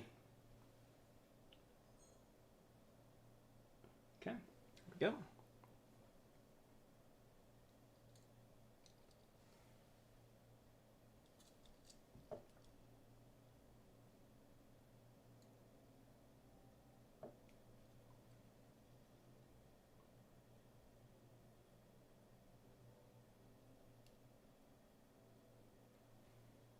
Okay, that looks good. And now we can solder the ground wire,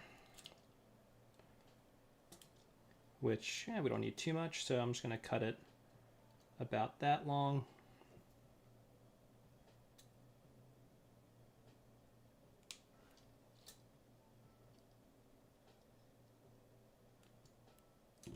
go ahead and pre-tin that as well. And then what I'm going to do is I'm going to actually pre-tin the shielding here just a little bit.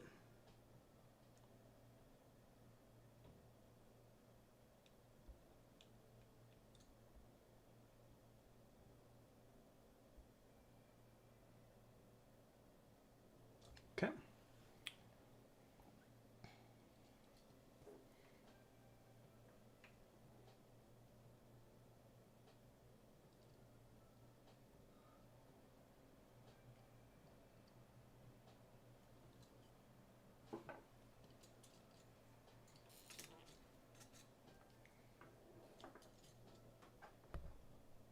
So right here, I'm basically soldering. Actually, you know what? Hold on a second.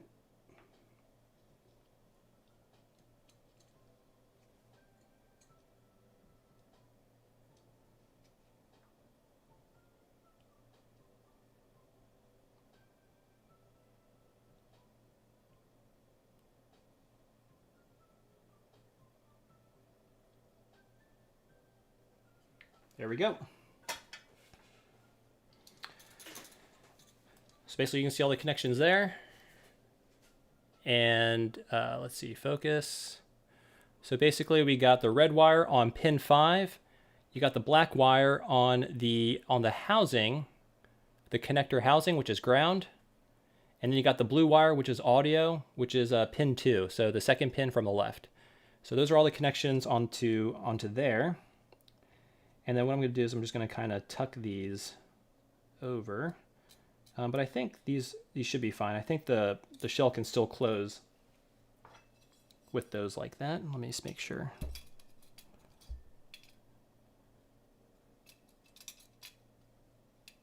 Actually, what we could do is we could actually probably, yeah, pull those in just slightly.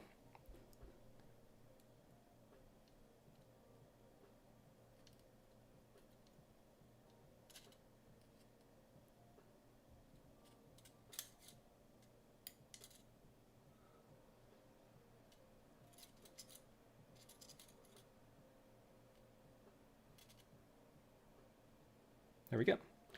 So I basically just kind of pulled those wires out so they can sit more flush to the motherboard. Okay, guys, great. So making good progress. I think we're almost done. I mean, I think we made all of our solder connections. So we can just start putting this bad boy together.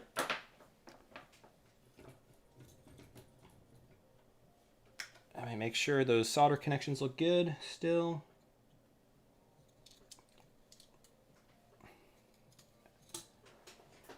Actually, let me get my light.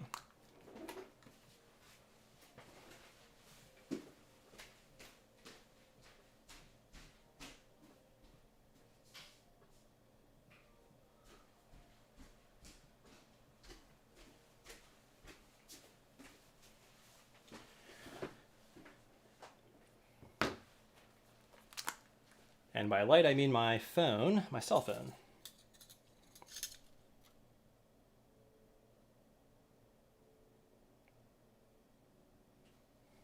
Looks good.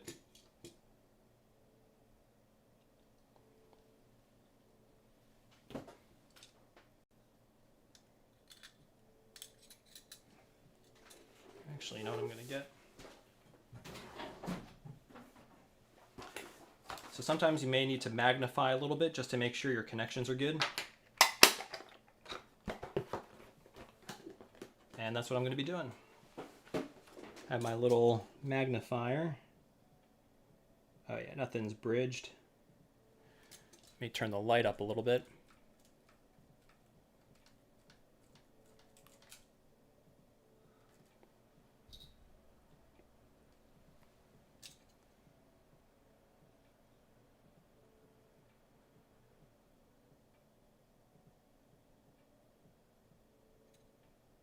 Yep, everything looks good. All right, let's start putting this together. So we're going to get our IPS screen. And we're going to install that next. So the great thing about the SP that I love working is that it comes with a laminated lens, so you don't got to worry about dust. So I'm just going to go ahead. I'm going to peel this protective film out. Don't really need to. Actually, I'm going to keep it. No, I'm going to peel it out because it's actually kind of sticky. So I'm going to. So those.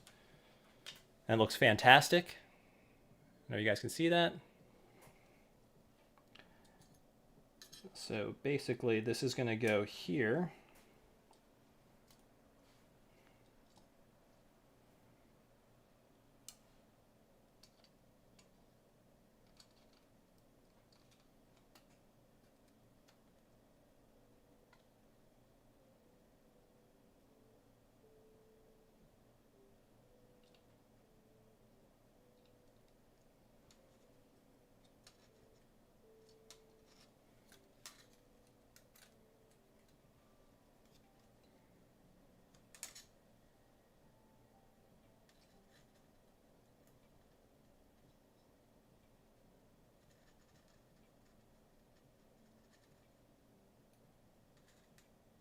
Okay.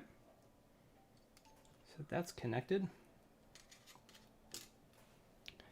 And I'm going to add a little bit of Kapton tape to sort of keep that in place. And where did I put it? Right here. So how's everybody doing on chat? Everybody still doing okay? I'm going to take a little break here so that, I mean, not a break from this, but just from the mod so I can chat it up with you guys. But let me tape this.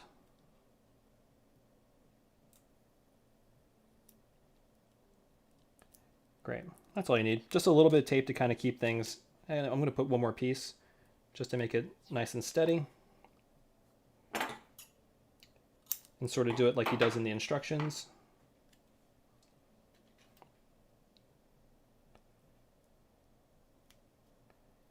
There we go. All right, so instructions. So at this point, the board should have been connected. Type C, move the screen and position it. Okay. I think the way we do is we fold the ribbon cable on top.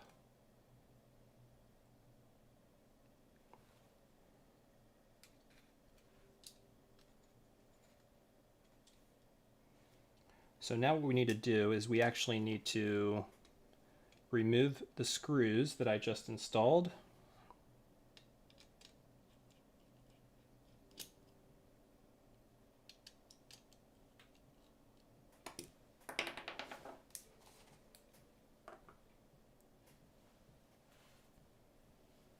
Okay, actually let me pull these in temporarily.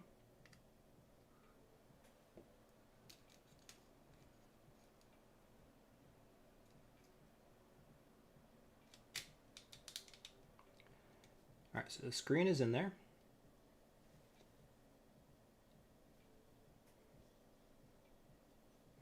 And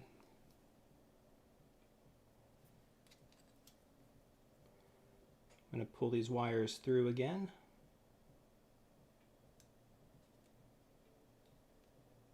Perfect.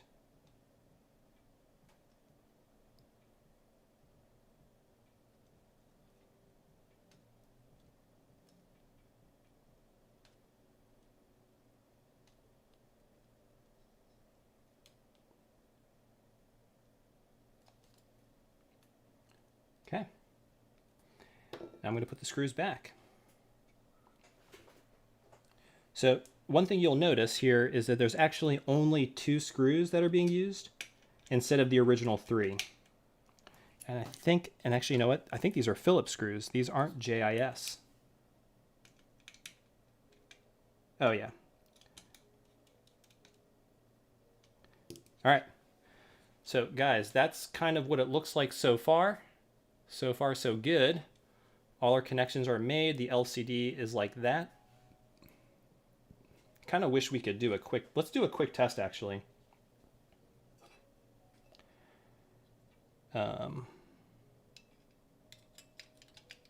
Actually, I think this goes, Oh, I think he recommends actually before installing the back piece, because this goes first.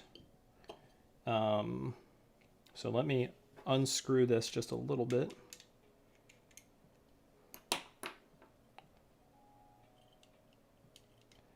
This kind of slides underneath.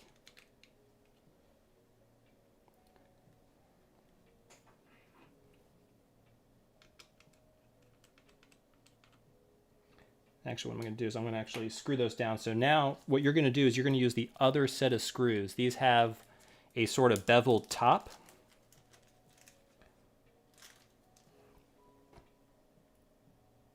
And I tried to show it to you on camera, but my camera doesn't zoom in far enough. Well, let me try. Let's see.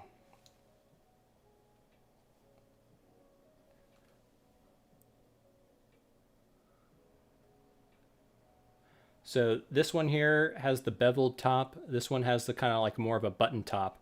This one's the one we're going to be putting on the top screen. So, and we're not going to tighten it super tight. We're just going to kind of just loosely set it so it doesn't kind of move around. Okay. And my God, fingers crossed that this works. My gosh. No pressure. Oh, let me get the... yeah, that's another thing we're going to be reusing is the power button switch. Go ahead and put that in. And off is down. So let's put that down. Actually, it goes the other way. It goes with the ridge facing up.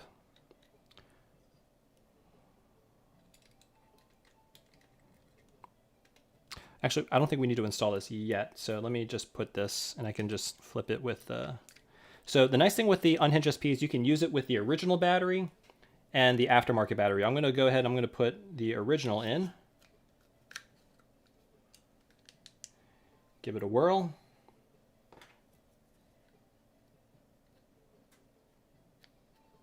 There we go. Turn the volume up. I actually got my headphones on.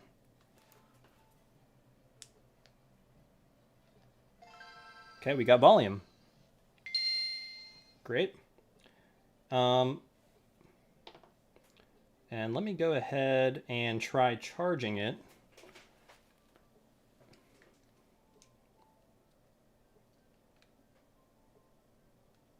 Let me go ahead and screw a couple of these in.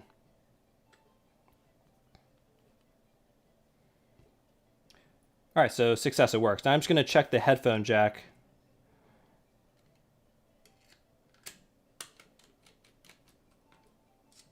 Oh, and actually I remember there was actually kind of a flaw with the, I think he fixed it for this round, but if you screwed this too tight, it actually would short something out, not damage anything, you just wouldn't be able to turn it on.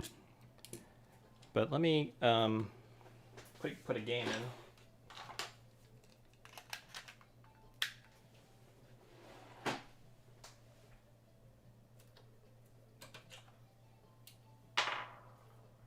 So I'm going to plug my headphones in, and let's see if it works.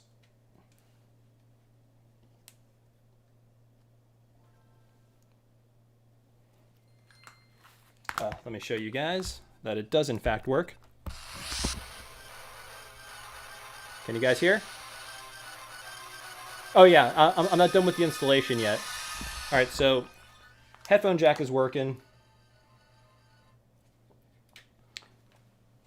Hold on a second, guys. Let me get my headphones back on. All right, so the headphone jack's working. Let's check if the USB-C is working.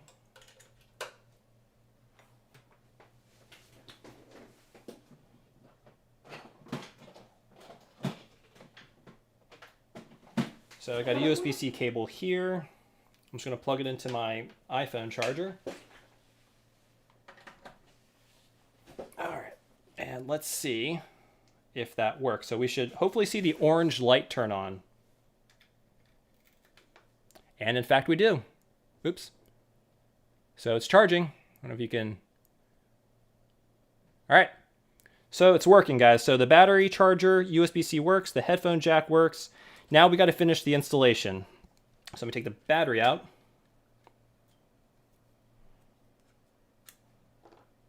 Which that's going to be a little bit of a challenge, isn't it? Huh.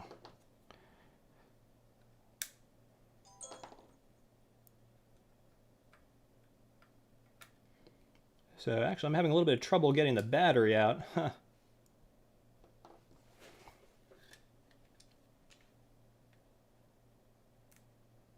There we go. Perfect. Okay, so battery's out. And now what we're going to do is we're actually going to install this lithium-ion battery, 1700 milliamp hour. It's a little bit bigger. It fits perfectly in here. It's designed for it. Now, what I always recommend folks do before installing a battery like this, always check the polarity. So yeah, red should be positive, black should be negative, but there's been known, I mean, I'm sure this is fine. Boxy Pixel is very reputable. He actually might even check these before. But it's just something to take, you know, be cautious about. Now, I'm not an electrical engineer by any measure, but, you know, I have my voltmeter here. Let me get my probes. So if I theoretically connect my positive probe to here and my negative probe here, I should see a positive number on my, let me just put this here. I should see a positive number on this. Let me just set that aside. Hold on, let me get my probes. Okay. Let's see, so common, we're gonna do, I think, voltage, right? Let's just do that.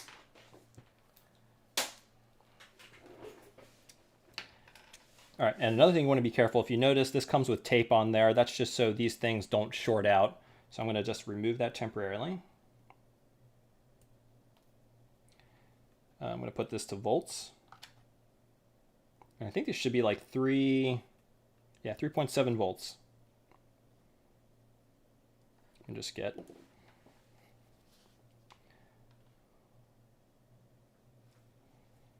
So we should see a positive number. Okay, so it's saying 3.9 and it's positive. Now, let's just say, for just the sake of argument, this black wire was actually colored red and this red wire was actually colored black. Okay. Now it says negative. And if that was the case, you would know the polarity was mixed. So, or was messed up and it's backwards. So you're going to want to make sure. So right now we know that the red is good and the black is good. So, and that's all. It's just a quick thing. And oh my God, it will save you so much headache, because if you get the polarity wrong, you'll just fry your board. So, all right.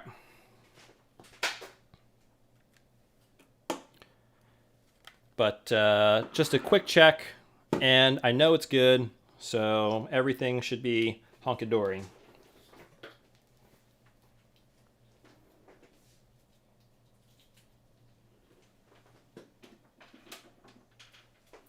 Okay, so what we're going to do, and again, remember, be very careful, make sure these wires don't touch. Okay, moving our attention back to this.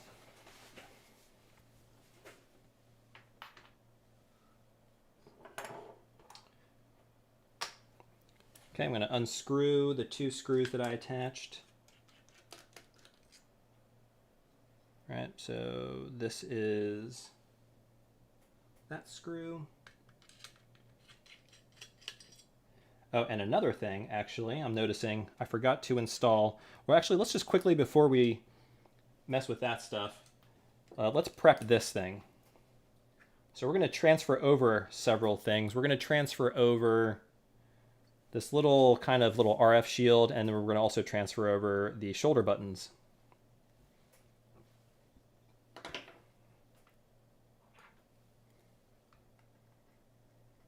So I'm going to transfer the shoulder buttons first.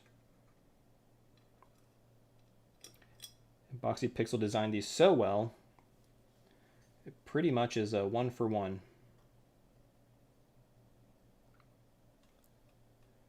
Hey, Kuabel, thank you so much for the subscribe. Thank you for subscribing, man. All right, so we got one button in.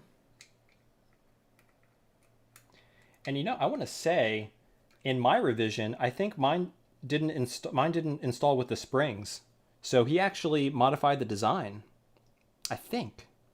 Do you guys remember in the first revision, did he have these little things for the springs? I don't think he did. I think it just basically relied on the membranes for the springiness. That's pretty cool. All right, so I'm going to take the RF shield out. Hey, Aeslus. Sorry if I'm mispronouncing that. Thank you for subscribing. Really appreciate it.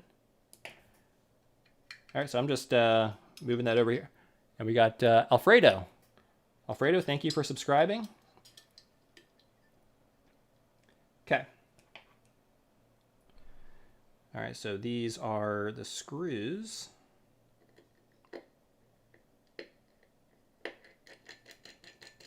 Perfect. Again, don't over tighten. Just tighten it enough to hold it all together reliably. Got to find that right balance.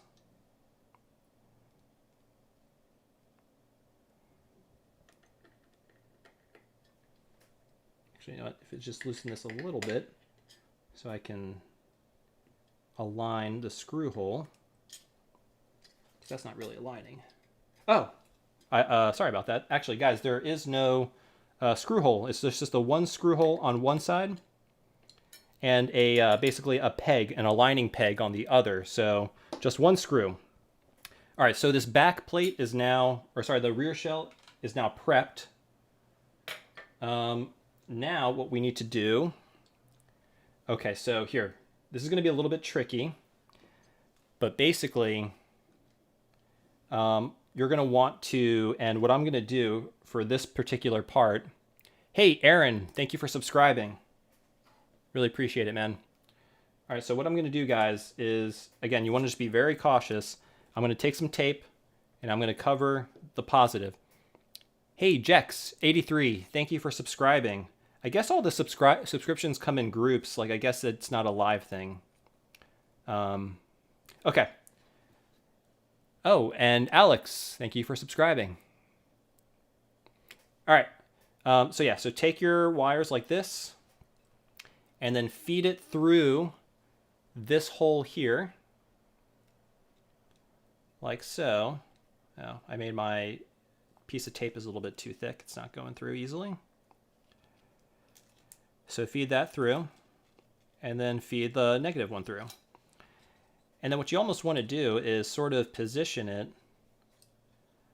of how it's actually going to rest in there. So it's going to just kind of be, it's going to live, you know, maybe like that.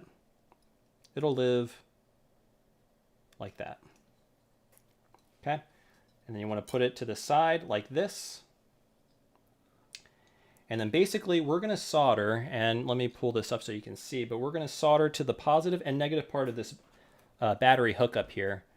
And let me see here. Hey, Julio, thanks for the subscription.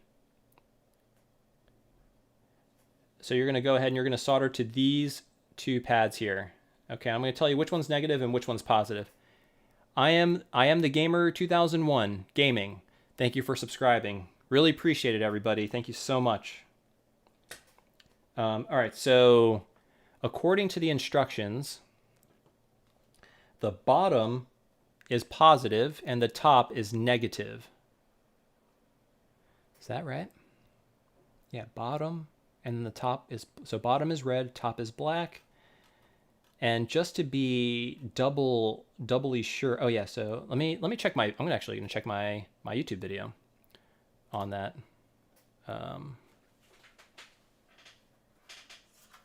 Because I'm not exactly sure. I think that's, I mean, that does sound right.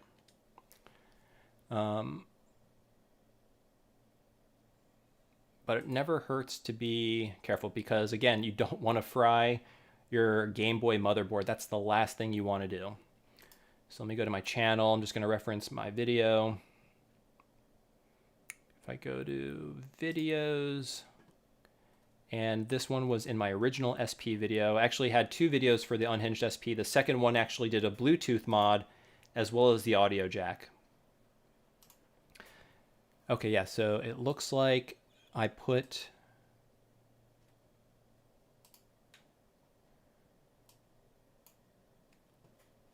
Oh, now it's playing an ad.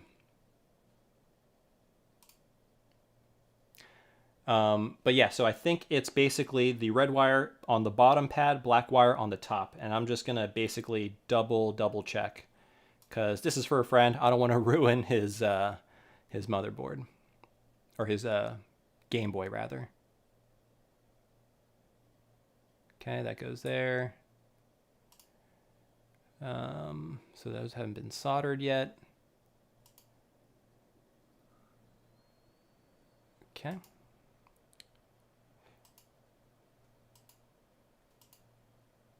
Oh, here we go. Okay, so the battery, so right now I'm running it through, and according to my instruction, or my video,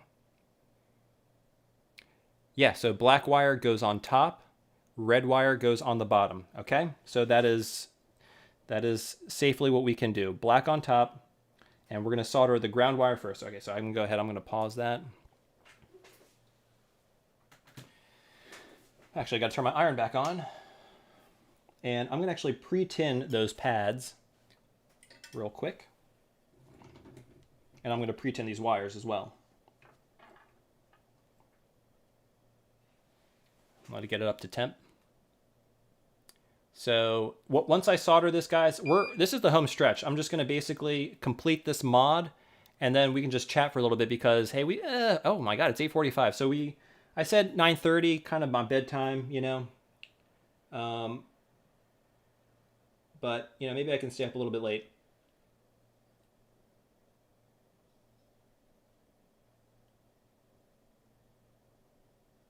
Okay, so I pre-tinned those pads. I'm going to pre-tin the wire here. Okay. So remember, black goes on top. So I'm going to go ahead and I'm going to solder that in.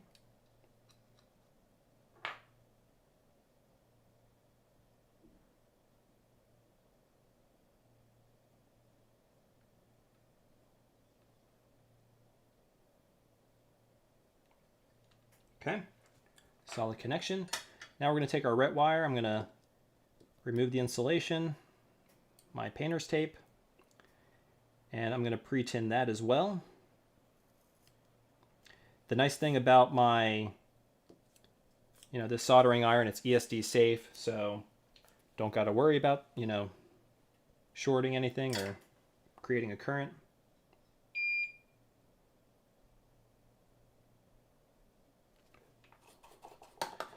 All right, so we're going to go ahead and we're going to go and solder that in, and we're pretty much on easy street here.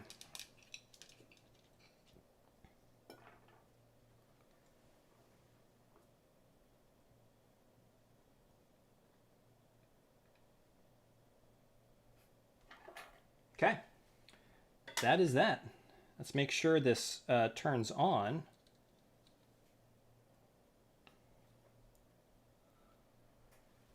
Where's the power switch? There it is. There it is. And we got power. Okay. So now what we can do is, let me go to the instructions. And I think it's basically just kind of button everything up. Yeah, we already got this on. Already transferred all the LNR triggers. And that's it. Okay, so now what you want to do is, so I just take the battery out of the compartment and I just kind of fold this over. Oh, the power switch, guys, the power switch. So the way the power switch goes in is it can just kind of, and you want to make sure, okay, so right now it's off, so it's in the down position. So you've got to make sure you install your power switch in the down position as well. And I think this kind of just holds it in place. Okay. So it's held in place while we go ahead and just drop in the shell. Okay, Oh, and the button fell. I think what he recommends is actually putting a little bit of tape. Let me do that. And basically holds it up. Where's that painter's tape? So you take a little bit of tape, just a little bit.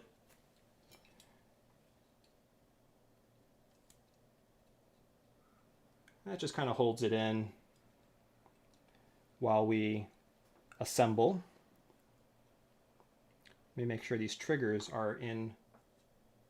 Yep, triggers are fully seated.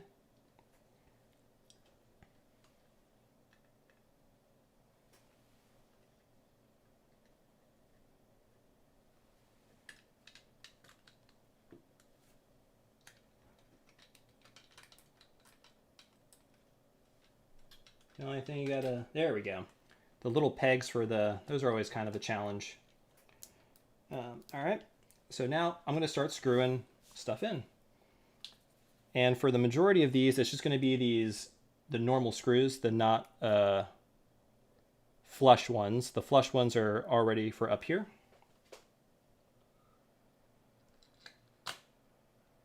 Again, go counterclockwise until you feel a click. Screw it in.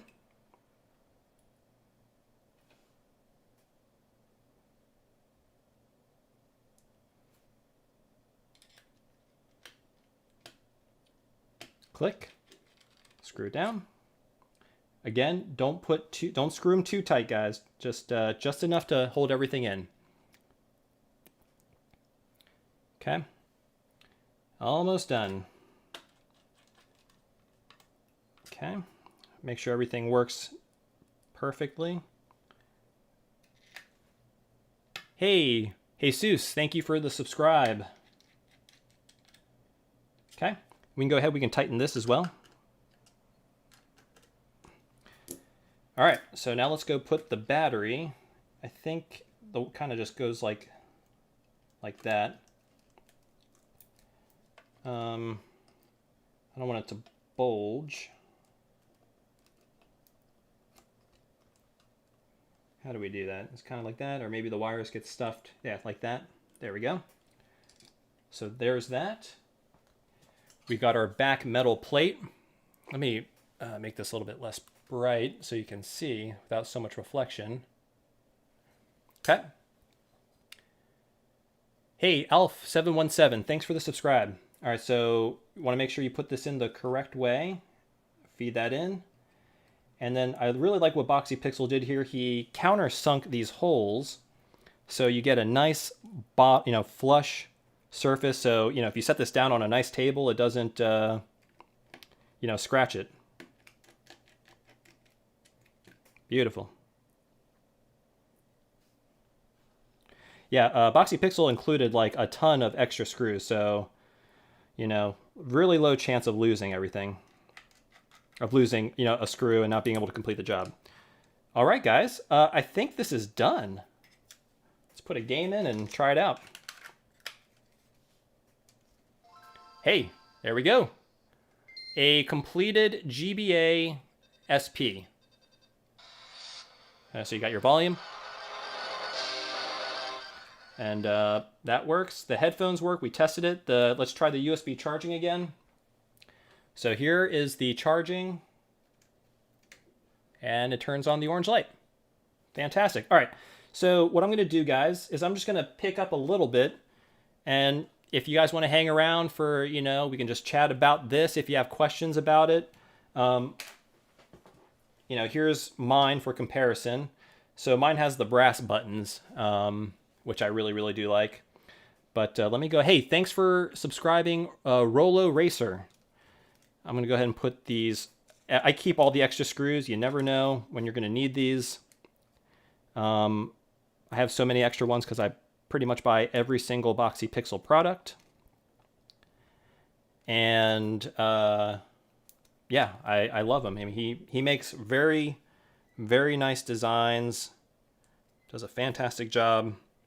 They are expensive, but the one thing we got to realize is these are small batches. He's just, I'm not exactly sure, but I feel like he's a one-man operation. So So let's see. Oh, hey, thanks for Akio Predator. Thanks for subscribing. Hey, late review. Take it easy. We'll see ya. Thanks for coming to the stream. I appreciate it. But yeah, so I'm going to try and... Kenneth, take care. But yeah, I'm going to be here for a little bit, guys. If you want to just hang around and chat, ask me questions about this. Oh, so Jalen Fox says, is dust behind the lens an issue? Absolutely not. It also depends on what IPS screen you buy. I think most new ones now these are pre-laminated. So they're glued on, so no dust can get in there. And again, for those of you who are, so I usually get for these builds, I get my IPS screens from Retro Game Repair Shop. Not sponsored, not affiliated. They have just a lot of good IPS options. I think at the time when I made mine, it was the only one that I could get with a white lens that was pre-laminated, which is why I got it from them. And I did that with this also, because I think this looks, how clean does that look? It's all metal, white screen. This kind of looks like I feel like if Apple were to make a Game Boy, this is kind of what it would look like. It's anodized aluminum, the white screen. This is the Apple Game Boy SP. Hey, Kenneth. Hey, Ikasho. Have you ever done a GBA screen showdown? There are so many options these days, it's hard to keep count. Yeah, I should probably do that because I think I might have at least one of every single one. I should probably do a showdown because there are subtle nuances. For the vast majority of them, they all perform really, really, really well. The one thing you may notice a difference on is the panel that they choose. They have like different color temperatures. Some might have like warmer colors. Some might have cooler colors. From what I understand, a lot of the IPS kit makers, so really you got a couple. You got Funny Playing, you got One Chip. I think those are like the main ones. But every once in a while, they source LG LCDs versus kind of more generic ones. LG being higher quality, from what I understand. But yeah, so I hope that answers your question. Hey, Marcos says, or Herbsblatt says, it looks phenomenal. I totally agree. This is probably one of my favorite form factors. And then Metroid Lord 99 says, why didn't he engrave the letters on the buttons? Also, no metal. So my understanding is, so this is a pretty small, these are machined. And to do the buttons probably would have made the buttons pretty expensive. So to keep costs down and things affordable for people, I think that's why he forgone the putting the letters there. Also, stylistically, it's a cleaner design, I guess. But that's what I would guess. So. So Will Karnick is saying, test the brightness. Yeah, let's do that. We didn't test that. So let's do a quick test. So I'm going to turn them both on.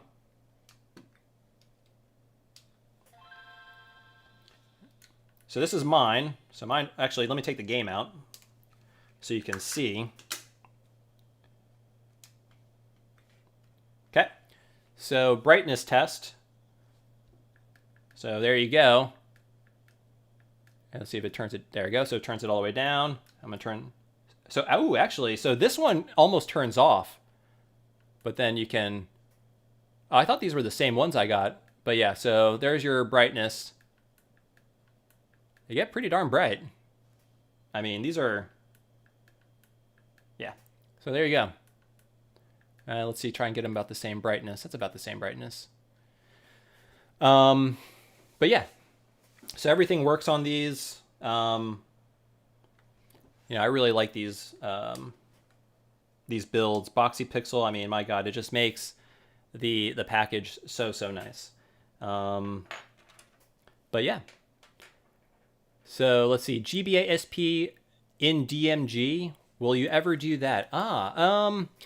So what I kind of do, at least in my channel, so that would require a lot of like customizing of the shell and And for me, you know, that's kind of hard to do. I'm not very talented in terms of like modifying stuff myself. I can put things together just fine, but that would require like significant, you know, modifications, like custom modification that I would have to do. And in the end, it might not even work. And especially when I try to release a video every week, you know, there's a lot of unknowns. I might not be able to do it, and then I kind of won't have a video. You know, I have a full-time job, so I only basically have the time after work to work on these and the weekends. So I probably won't do a custom job like that unless maybe someone designs a shell in the shape of a DMG, you know, that can accept a GBA SP. I would definitely do that. So let's see. And then, actually, so Trevor Collins is asking, is it heavy? That's a great question. It is heavy. And I have a scale I can grab maybe in a little bit to show you exactly how heavy it is. Matt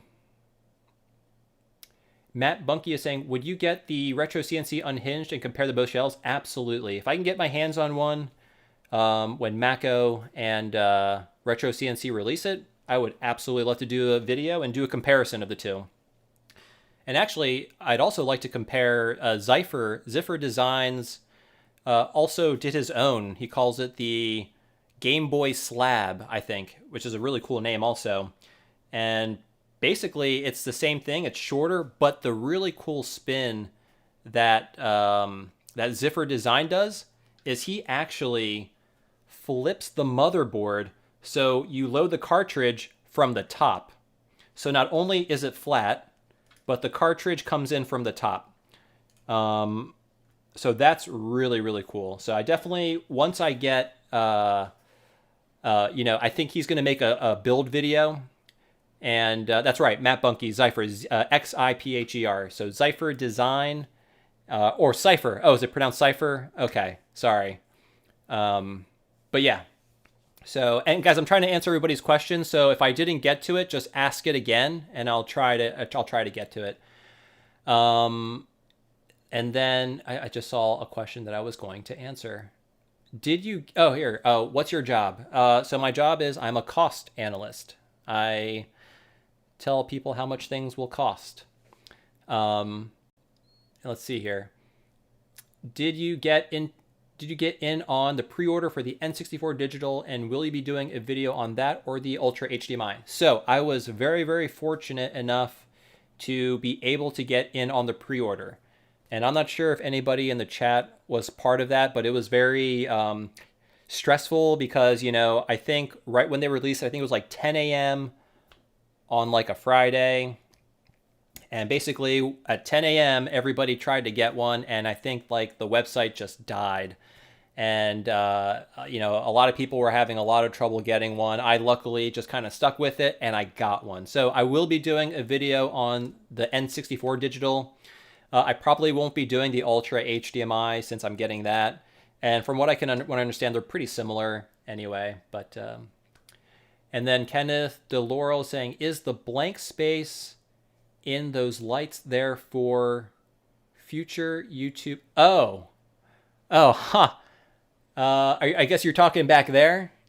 Not really. I mean, it's actually kind of funny that I could put it there. But no, that was not the intention at all. The intention was basically to, when you focus up, it makes a nice bokeh in the background. But that's, maybe. I don't know. Maybe I'll put it up there if I ever get there, you know? But yeah. So, and then, sorry. So Denarum blank, you're a cough and no, not cough, cost, like how much things cost, like how much money things will cost. So yeah, cost analyst. Sorry about that. So, and then Hobb says, what do you think of GBA game prices skyrocketing these days? Seems like everything has gone up, not just Pokemon games. I agree. And that's actually, I mean, most games, hardware that are retro oriented. So a lot of old consoles and games have just really just skyrocketed in price, unfortunately. And you know, I mean, the way you got to think about it, it's a fixed commodity, right? They're not making these things anymore. And more people are getting into retro games. So basically, you're having more people demanding a fixed supply of items. So the price is going to go up. So until this, hobby sort of plateaus, I think the prices will continue to go up and probably outpace, inflation, unfortunately. But there's some things combating that, and I think, the things that combat it would be emulation. I haven't done any on this channel. There's plenty of other great channels that talk about emulation handhelds, so I don't really cover it. But that's a great option for everybody, and I think that might help sort of put some pressure on the prices a little bit, because people can sort of play the games that way instead of having to pay hundreds of dollars on a single game, which is kind of ridiculous. But that's sort of the state of affairs now. So sorry, that was a long-winded answer. I apologize. Let's see if there's any more questions. Oh, yeah, a cough analyst sounded cooler. That'd be an interesting job. If there was a thing, that'd be interesting to know. There might be cough analysts. MR1 says, are you oops. Oh, wow, the chat's really blowing up here. So MR1 said, are you excited for the new Switch system? Have they announced that? I love the Switch, and if there's a new one coming out, I'll definitely review it for the channel.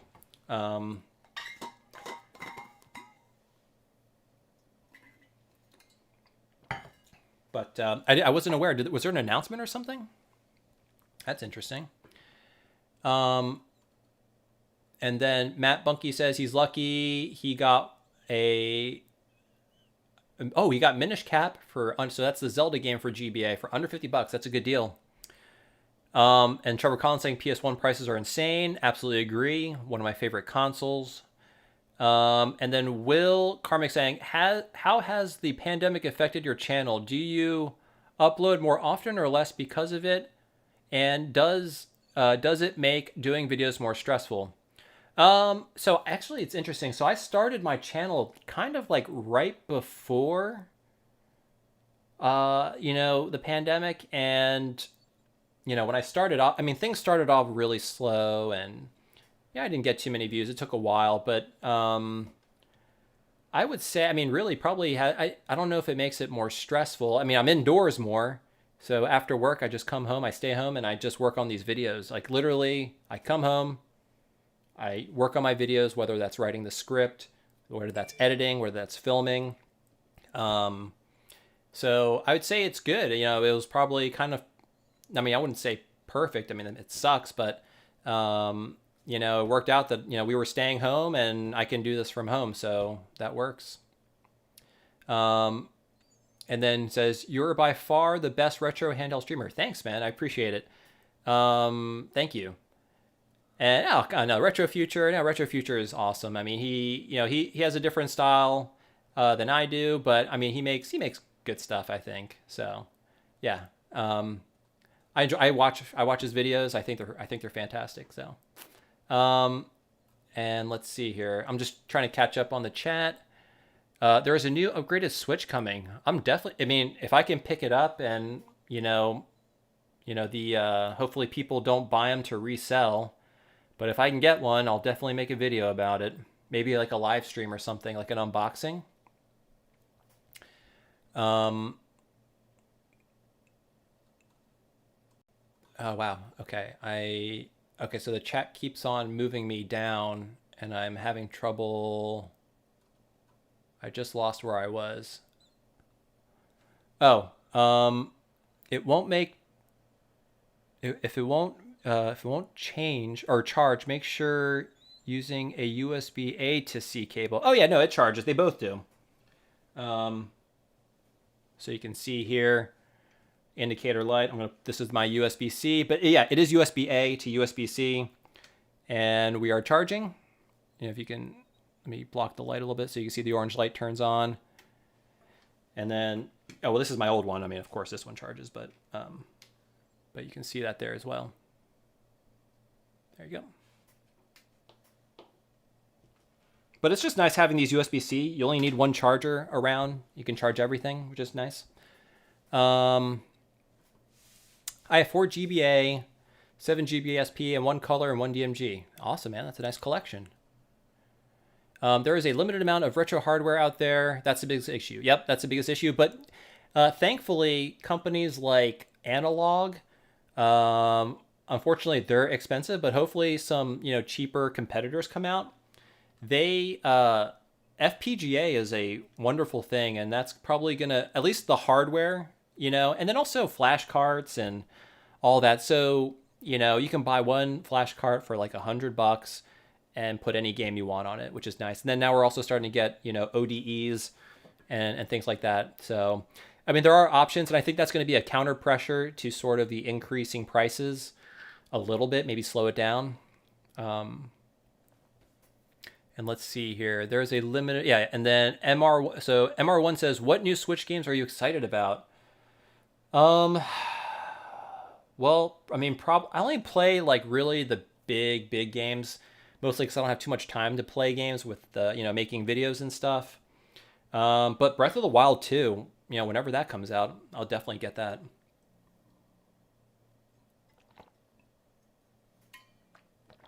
Let me see. Is there any other Switch exclusive? I mean, the one game I'm really enjoying right now, I'm actually playing whenever I have free time, is Resident Evil 5, which I streamed before. And I'm really liking that game. I think I'm like maybe a little over halfway through that one. So, but yeah, I don't know of any Switch games that are on the horizon. Any thoughts on the GBHD color from Gamebox Systems? I'm not sure if they've shipped any units yet. I haven't found any coverage of it. So yes, I am very interested in that. And once that releases, I hope I can make a video about it for you guys, because I think it's a very, very cool product. It's kind of like it's a very nice consolizer for the Game Boy Color. So HDMI. And I'll definitely make a video of it if I can get my hands on one. And Victoria Ford says, to some degree, flashcards alone help to depress some more extreme prices. I agree. Totally agree. Those are doctors. Oh, cough analysts. Yes, that's right. They are doctors. Probably. And let's see here. So Victoria Ford asks, any thought, question, do you think we'll eventually see OLED drop-in mods for the GBA? Honestly, I think that's sort of like the next iteration. I'm surprised we haven't seen anything yet, but I wouldn't be surprised if we'll start seeing OLED mod kits. I wouldn't be surprised at all. Mostly because I think they're more power efficient, which is nice. Deeper blacks, much more vibrant colors.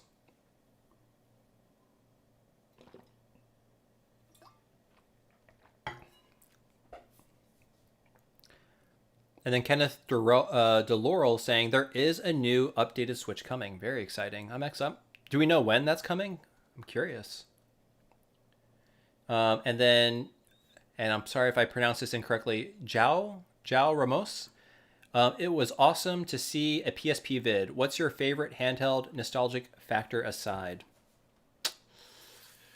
Ooh, nostalgic factor aside. I mean, if it was just regular handheld, I'd say it is...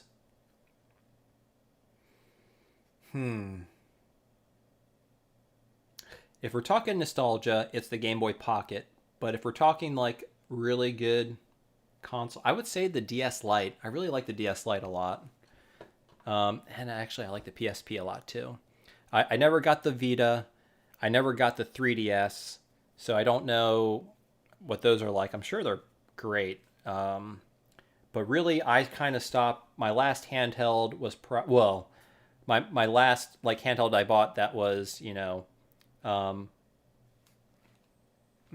sorry, I thought I heard something. I mean, because I got the PC Engine GT. I got the Bandai, what do you call it? The Wonder Swan. I mean, those I never had when they actually came out. But the last console that I purchased when it actually came out was the PSP. After the fact, I got, you know, the Neo Geo Pocket Color, PC Engine GT. I got the Wonder Swan. Those are new to me. I never had them before, but yeah. So, but I would say, yeah, the DS Lite. I really enjoyed that console. It had a lot of good games on it, and I really like that form factor. And then Victoria Force, there's lots of Switch revision leaks. Yeah, I'll have to look into that. Dan Goods, that's funny. Let's see here. You should mod a Switch to play GB cartridges. The ultimate flex. That would be. I'm not even sure if that's. I mean, I'm sure that's possible, but that's beyond my skills. And then Kevin Rothhacker says no official Switch announcement yet. I guess so. It's all kind of just rumors. And then Matt Bunky said, would you ever consider doing a Let's Play of some sorts? Absolutely. I mean, you know, if you guys have a game you're interested in seeing, you know, I'd be more than happy to play it. Oh, actually, you know, it's a really good Switch game that I played recently that if there was a sequel, I would love to play. I'm not sure if you guys, I mean, it wasn't a Switch exclusive. I mean, I think it came out for the, actually, let me just put a,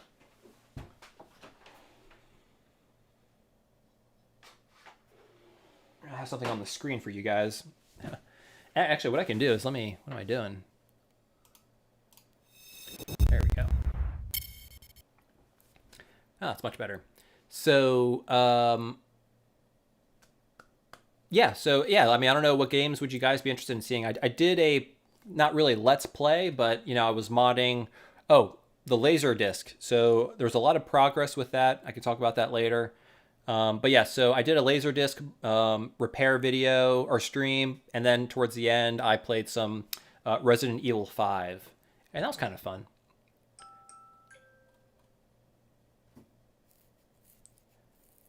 And then, sorry.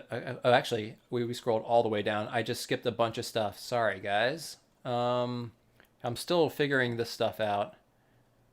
Okay, wow. I'm actually really far behind in the chat, guys. I'm just going to go all the way to the bottom. If I skip your question, I'm sorry. I'm going to try and answer these questions quicker. So I'm going to start from the bottom. And I might need to get some more water here in a second.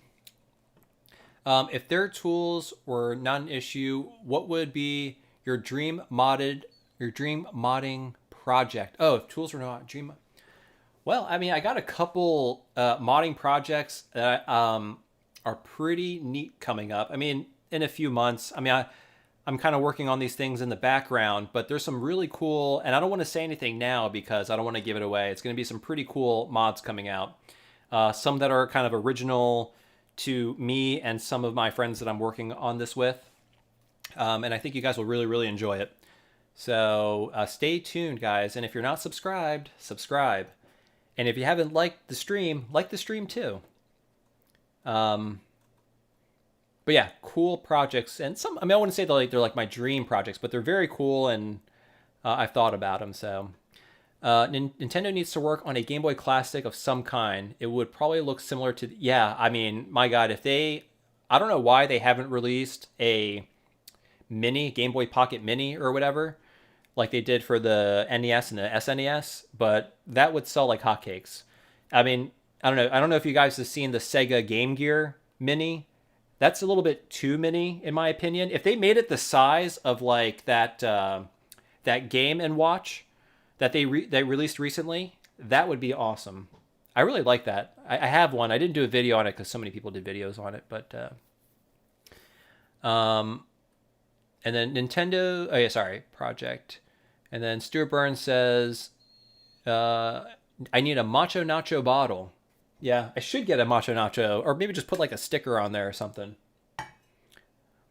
What about GBA Consolizer? Have you assembled one before? I haven't. Pre-orders are currently open for the next batch with a new flex cable. Oh, I mean, I definitely love to check that out. Yeah, the only problem with the GBA consolizer is like whenever I've looked to buy one, they've always either been sold out or they're kind of like doing a pre-order, but it's like no real timeline. And it was just always sort of, I don't know, it was just kind of hard to get one. And what I'm thinking of maybe doing, let me just put this over here so you guys can, there we go. So what I'm thinking of maybe doing, I think there's another one coming out by somebody else. I'll get that one for sure. But I do want to do a consolizer video at some point. I definitely want to. Oh, and Denirim Blank says, forget water bottles. We need Macho Nacho branded boxer briefs.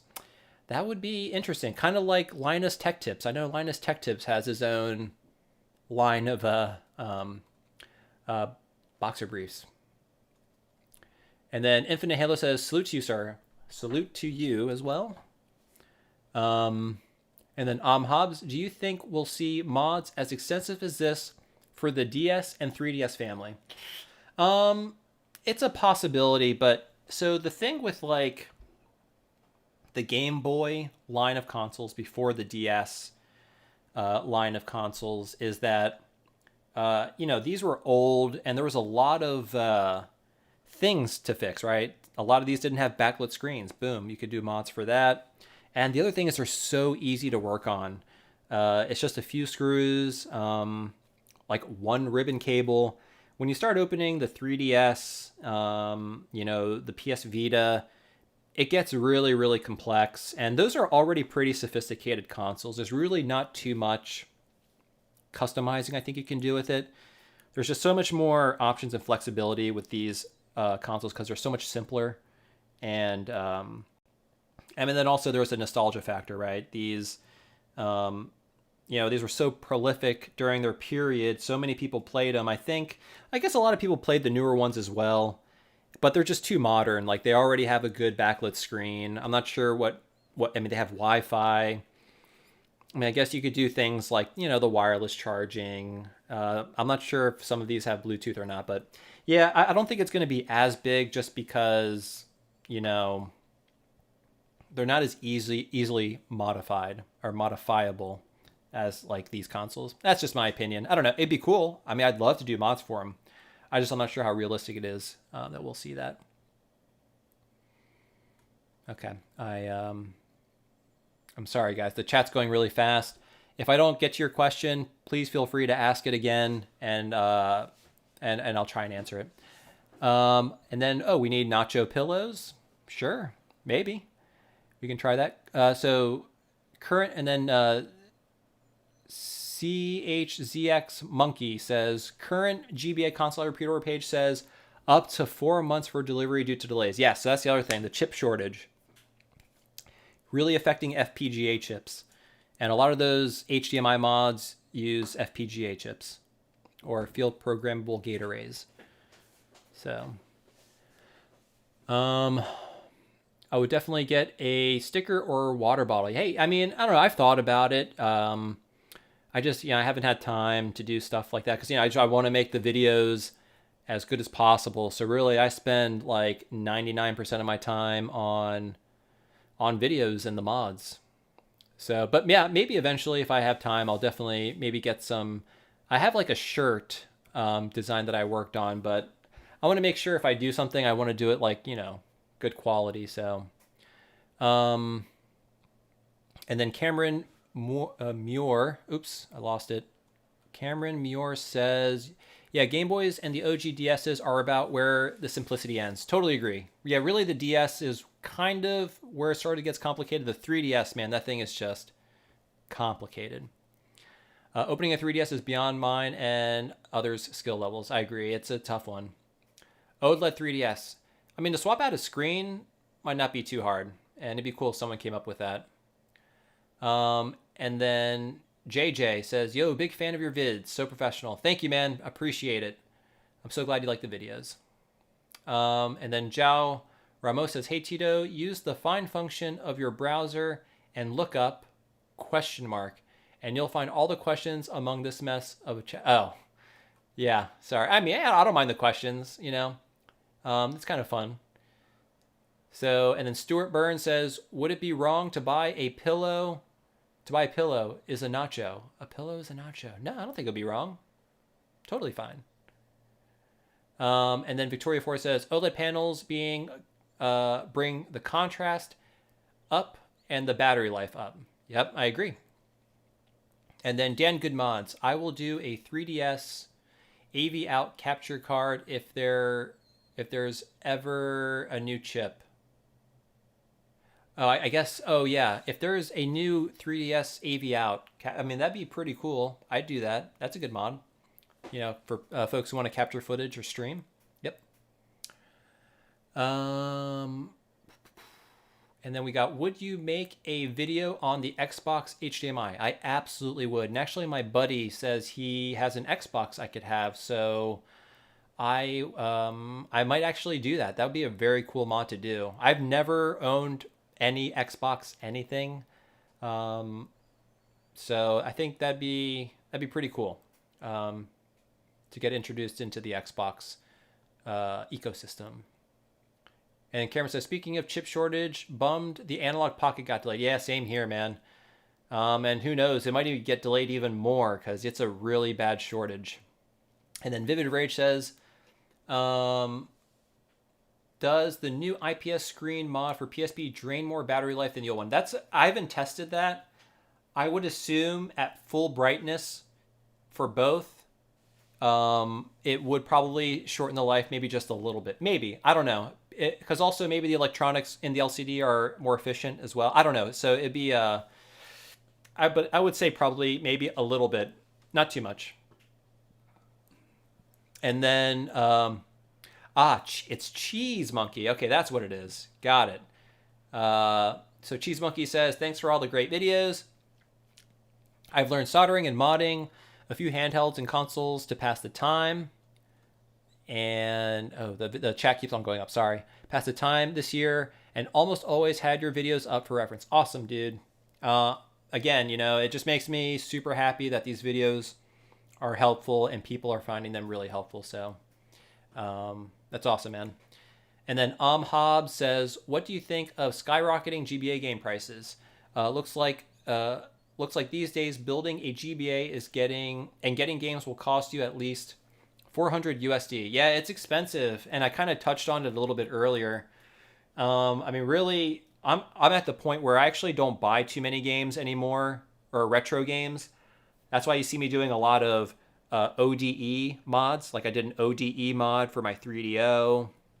I did an ODE mod for my PlayStation, an ODE mod for my Dreamcast. Because, yeah, I mean, like right now, spending money, for me, it's like, am I going to spend money on games or spend money on these mods so I can show you guys these mods? And right now I'm choosing to kind of spend my money on these mods so I can show you all. And for games, you know, I can just, you know, even though, you know, the legality of it is questionable, but I play ROMs. You know, it's just, I mean, you know, not everybody can afford $100, $200 plus for a single game. It's just, yeah, it's not the greatest situation. And then user says, you make me want to drop hundreds of dollars on making a Game Boy pretty. Yeah, I mean, that's the fun, you know. I mean, that's why the Game Boy modding is so fun, is because so many options. You can make a Game Boy completely unique to you. It's the only one in the world that looks like yours. So that's why it's so much fun. But yeah. And La Cueva del Efo says, hola, hola. And Edwin Urbino, have you ever played the Final Fantasy series? Oh, yes, of course.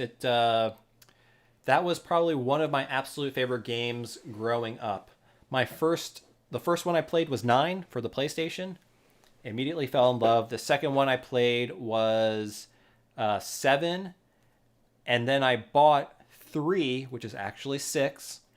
I got that for the Super Nintendo, and then 8. Sorry, no, 10. I played 10. I played them all out of order.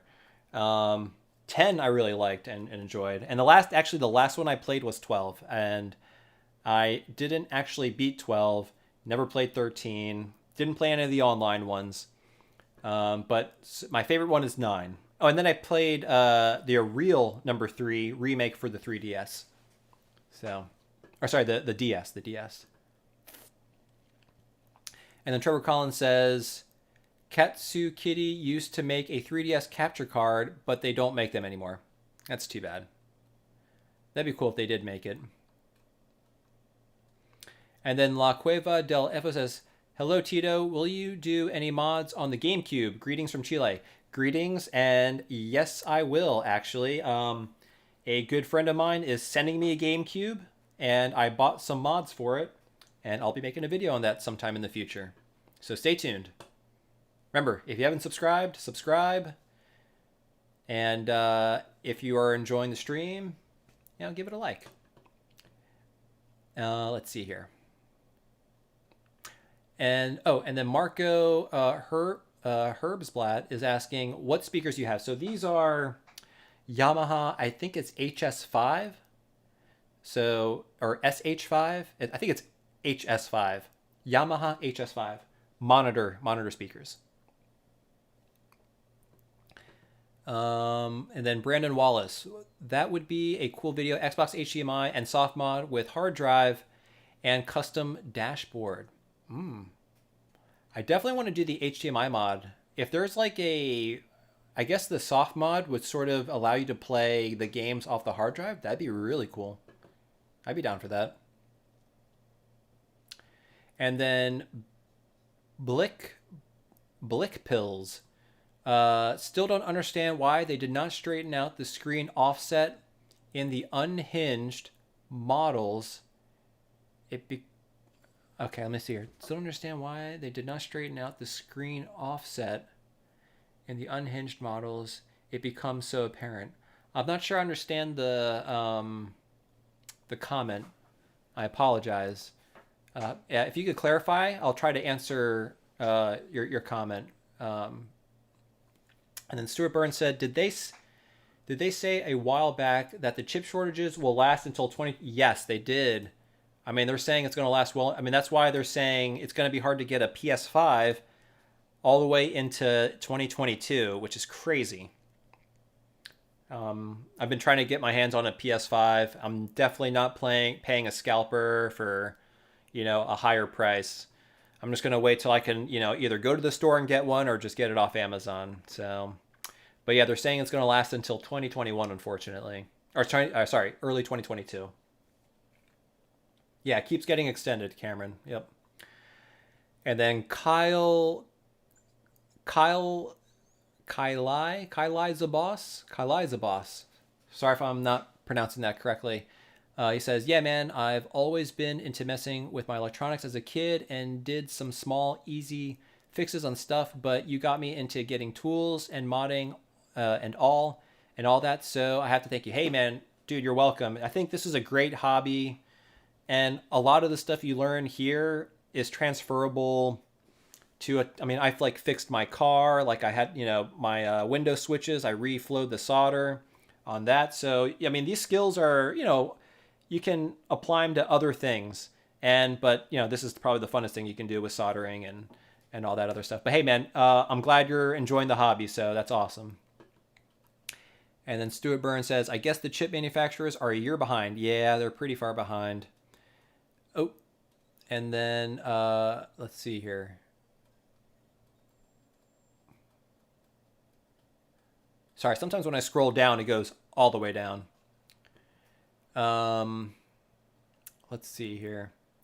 So I'm going to give it just a couple more minutes, guys, because I got to wake up early tomorrow for work. But let me see if I can answer I'm going to scroll all the way to the bottom. Sorry if I skipped your question.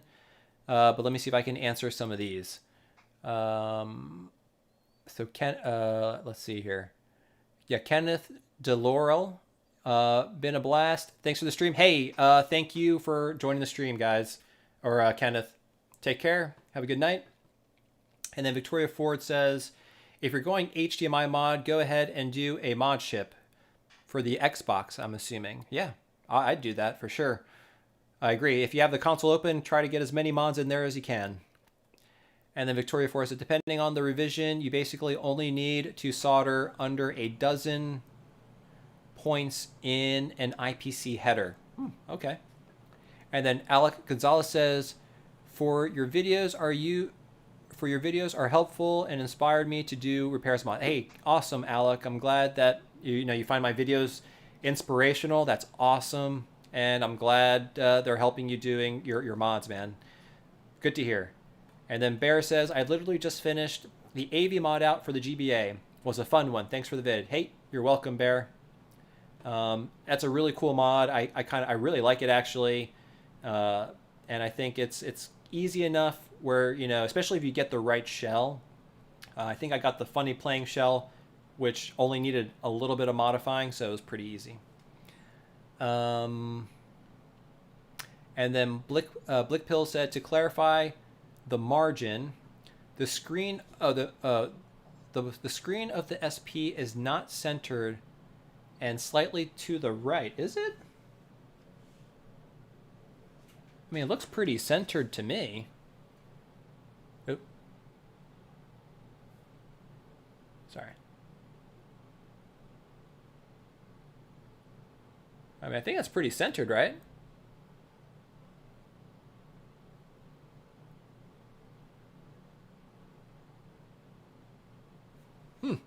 It looks centered to me. But my eyesight isn't as good as it used to be, so...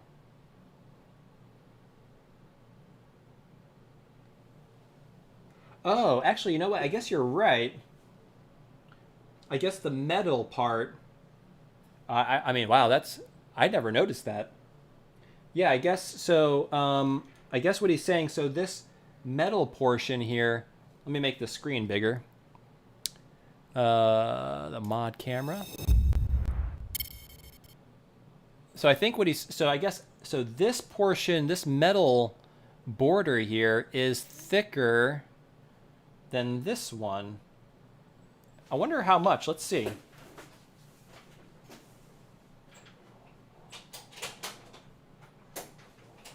I'm going to pull my calipers out here. I'm not going to do it to this one because it's for my friends. I'll do it to this one, though. Let's see. Mine. So basically, this is about... it's like 4.5 millimeters on the right side. On the left side, it is 5. It's like a 0.5 millimeter. It's not too bad. Yeah. So is that what you were talking about? I guess. I'd say it's pretty darn close. 4 versus 5 millimeters.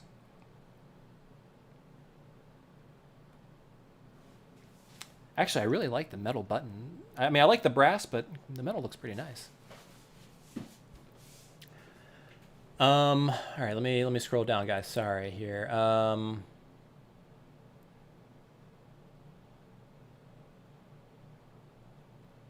yeah, so Sony said they will be selling consoles directly to customers in the... Oh, that's good. But I'm not sure if that's via a PS4 or website. Yeah, it'd be nice if they sold directly to people or somehow combated the the resellers. And then Zach Manor saying, shout out from Florida. Hey man, how's it going? I wonder, is it really hot down there? It was really hot today. It was like almost in the 90s today, so I can only imagine Florida is probably getting pretty hot. Just modded my GBA and DMG. Used your vids as well as MACHO's for tips and guidance. Keep up the good work. Hey man, will do.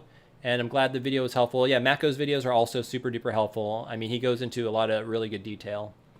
Sakura Oxygen says, just finished up my GBA by wiring up the brightness mod for the IPS screen. Looks fantastic. That's awesome. Yep. Yeah, wiring in the brightness control, if you can do it, I definitely recommend doing it. And then Vivid Rage says, what will happen to your channel if you ever run out of consoles to mod? Well, hopefully that day never comes, but I guess I don't know. Well, actually, what would you guys like to see if I stopped modding consoles, which I'm hoping I'm not going to. I mean, there's a ton of mods out there, thankfully. A lot of creative people. So I don't think there's a shortage, at least not yet. So, but yeah, if there's other, yeah, actually, I mean, let me just ask the question to the chat. What other content would you all be interested in seeing, other than mod videos? And let's see here. Stuart Burns says, oh, would that AV out mod work on the SP? So they already released, I believe, an SP version for that, I think. So it's already been addressed. I don't think the GBA one, it might work actually. But I think they have like a one that's specifically designed for, the SP. And then Jao Romo says, oh, you used the metric system. Doesn't that make you an enemy of the state? No, I mean, for very small increments, I mean, millimeters is kind of the way to go. I'm not going to say like 1/72 of an inch. It's just too much. Millimeters are easy to work with. So for small increments, metric is fine. Let's see here. And then Blickpill says, yeah, small difference, but once you see it, the SP has the same offset. Oh, really? The SP also does have the same offset. Oops.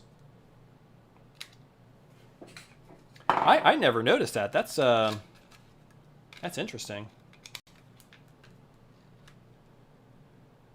Oh, you're right, it does. Huh. I have no idea why they did that. That's super interesting. I learned something today. And then Hobbs. Oh, thanks for the stream. Have a great one, Tito. Hey, you have a good one too, buddy. Thanks for joining the stream. Really appreciate it. And then Victoria Ford, don't think that's a likely issue. I'm sure modding will extend into the PS3 360 gen more as time goes on. So with the PS3 and the 360, that's when we got HDMI. I mean, I guess, yeah, maybe some cooling mods, maybe, especially for the PS3, like the big one, the original. That one had heating issues. I'm not sure, yeah. I mean, I would love to see, more modern consoles get mods. And I'm sure there's going to be some creative folks out there that really come up with some stuff that we can't even think of. And then Asa Black says, 4 reviews. 4 reviews. I mean, I wouldn't mind doing reviews, but what would you like to see reviews of, Asa Black? And then Dinerim Blank says, I would love to see you box Logan Paul. I mean, that probably would never happen. And even, I mean, he'd probably kick my butt because, I mean, that's like, I feel like that's all he's been doing recently, right? Logan Paul, he's just been boxing and practicing. Yeah. That'd be funny though, but I'd probably get knocked out pretty quickly. Stuart Byrne. Oh, might have to check that out. Yep. And then Rob Messer-Wunner. And then Kyle. Oh, I'm sorry if I'm pronouncing these wrong, guys. Kylie Zabos. Honestly, I'd love anything from you. Your production value is insane, and your vids are strangely calm. Oh, awesome. Yeah, I try to, because, modding can get stressful, so I try to make it a little bit more approachable for folks. I like to make it relaxing. I appreciate it. Thank you so much. I'm glad you like the videos. And then Dinerim Blanc says, anyone who worked in engineering would know the metric system is the way. Huh. Yeah, no, I mean, it definitely makes things easier for sure. And then also Black says, food reviews. That'd be interesting. Oh, I mean, I guess there's a lot of YouTubers that go to like the different fast food things. I don't know. I try to eat healthy, so I probably won't do that, but maybe food reviews would be interesting. Let's see here. And Matt Blake says, what headphones do you use? Okay, so actually my very first stream was actually modding these headphones to have a 3.5mm headphone jack. So check out my first. So these are Sony MDR 100. Sorry, Sony MDR V6s, and they're kind of classic studio headphones, and these are actually like kind of from the 90s. So this is like kind of the original pair. I think they have some like reproduction ones that they make, or reissues. So I love these. And then I got these ear pads from Yaxi pads. These are really, I mean, it's really comfortable. I love them. MDR V6. And then Stuart Byrne, checks SP. Dang it. Now I won't unsee it. Oh, yeah. Same here. Now I'm going to notice that forever. The SP is ruined. The Xbox 360 is pretty hot too. Would love to see cooling mod solutions. Oh, that's right, because they got like the red ring of death, right? Yeah. I mean, if there's a cooling mod for that, I'd do a video. And then Carlos Murad says, I'd love to see Nintendo Game & Watch fixes and Neon Advance builds. Yeah, I would. Actually, I thought about doing like a repair Game & Watch or refurbish a Game & Watch. They're just so expensive. Yeah, maybe buying a broken one and fixing it would be a fun video. I'll look into that for sure. And then Metroid Lord 99 says, I think the OG Xbox HDMI mods are kind of pointless because you can just use the most modern console to emulate them perfectly. Yeah, I mean that's kind of, you can say that with like a lot of consoles, like the PS1 digital or the DC digital. But I don't know, at least for me, I like playing on original hardware. It's just like, like with gaming, it's like kind of this holistic experience. It's the original hardware, the original controller, playing it on a CRT controller if that was like, the television of that era. It's just kind of like, if you kind of grew up with that, it's kind of for nostalgia. And the HDMI mod just makes things convenient to play on original hardware because most people don't have CRTs. But yeah, no, I can see, I totally agree. Like a lot of these things can be emulated like near perfectly. So, hey, Super Sonic Studios by Remington subscribe. Thank you so much for subscribing. And then Marco Herbsblatt says, in 2050, we get mods to turn your Game Boy into a Transformer. That'd be pretty cool. I'd like to see that. And then Metroid Lord 99 says, PS3 is a different story. It is. And then Victoria Ford says, emulation isn't perfect. That's true. It's not 100% pixel perfect, but it's pretty close. They get pretty darn close. And then, it's good enough for more casual folks, sure, but it's absolutely not cycle accurate. Yes. And then Alex Gonzalez says, make a Wii Boy portable Wii when a new kit comes out. I would totally do that.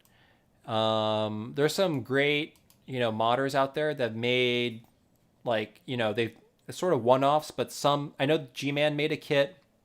There's another individual that I'm speaking with who makes, he does these mods. His name is Stoned Edge. Really cool guy. Does really amazing work, actually. And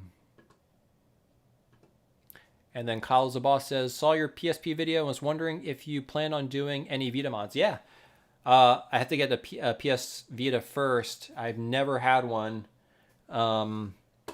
Seems like a really cool console. If there's any mods for it, I'd love to do it. But it seems like a pretty nice console already. I'm not sure what you'd be able to mod, other than maybe change the shell. And then Asa Black says, love your videos. Awesome lo-fi beats. Where'd you get them? Oh, so I get my songs from Epidemic Sound. Epidemic Sound does royalty-free music, so I can put them in my videos without getting, YouTube on my case. So Epidemic Sound is where I get all my songs, except for my opening song. My opening song was made by a good friend of mine, Matthew Macheski. So he made that song. It's all like kind of really only on my YouTube channel. So for my Retro Renew series, and that's the opening song though. And the Victoria Ford says, RROD is only really an issue on subpar Jasper revision 360. Ooh, I don't know what that means. Huh. And then Cameron Muir says, oh yeah, I'd love to see a video on those portable Wii consoles. That would be pretty cool. I've been thinking of maybe doing that. Any good shmup suggestions for the GBA? There was one. I played it once, and it was really cool, and the graphics were actually pretty cool. It was a shoot 'em up for. I think it was exclusive to the. I don't know what it's called, but it's sort of like a 3D shmup. Like it's sort of you're at an angle. It's not like a top down. I don't know what it's called, but sorry, I don't know. Can't help you. Can't help you, Zach. The modern day consoles can't emulate all the games in the Xbox library. True. And then PS4 or 5 cannot emulate some PS3 games. Yeah, the thing with the PS3 hardware, its architecture is super unique. It uses the Cell processor, which was like a custom, totally custom processor that like Toshiba, Sony, and Panasonic or something, they all teamed up to make that processor. Oh,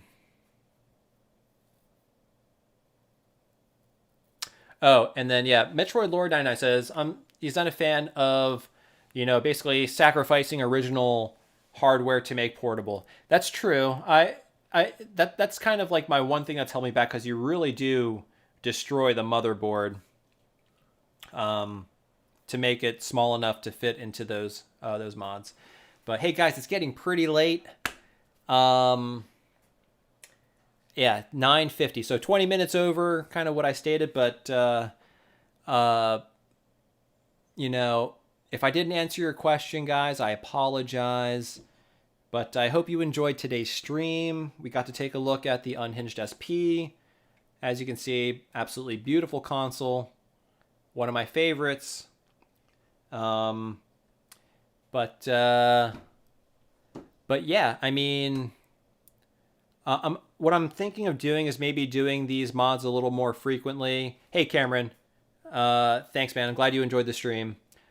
I'm going to try and do this more often, and I'm definitely going to do it more often because I want to finish, and I didn't get to talk about it, but I want to do the laser active, and I want to finish that mod soon because right now everything is apart, and it's actually taking a lot of space in my small apartment. So I do want to finish that soon. So you'll be seeing more streams about that for sure. But yeah, so thank you guys so much for joining me on the stream. I hope you had a good time. I hope maybe you learned something, whether that was about, the SP mod or whether it was a question you asked. But yeah, and if you write a comment in my video, I'll try to answer it. I try to get to as many as I can, so I apologize if I don't. But yeah, thanks for joining, and I will see you guys maybe next week. Maybe I'll do another one next week. I really want to, because I want to finish that laser active repair. So, all right, guys, have a good night. Take care. Be safe. And I'll see you all next time. Peace.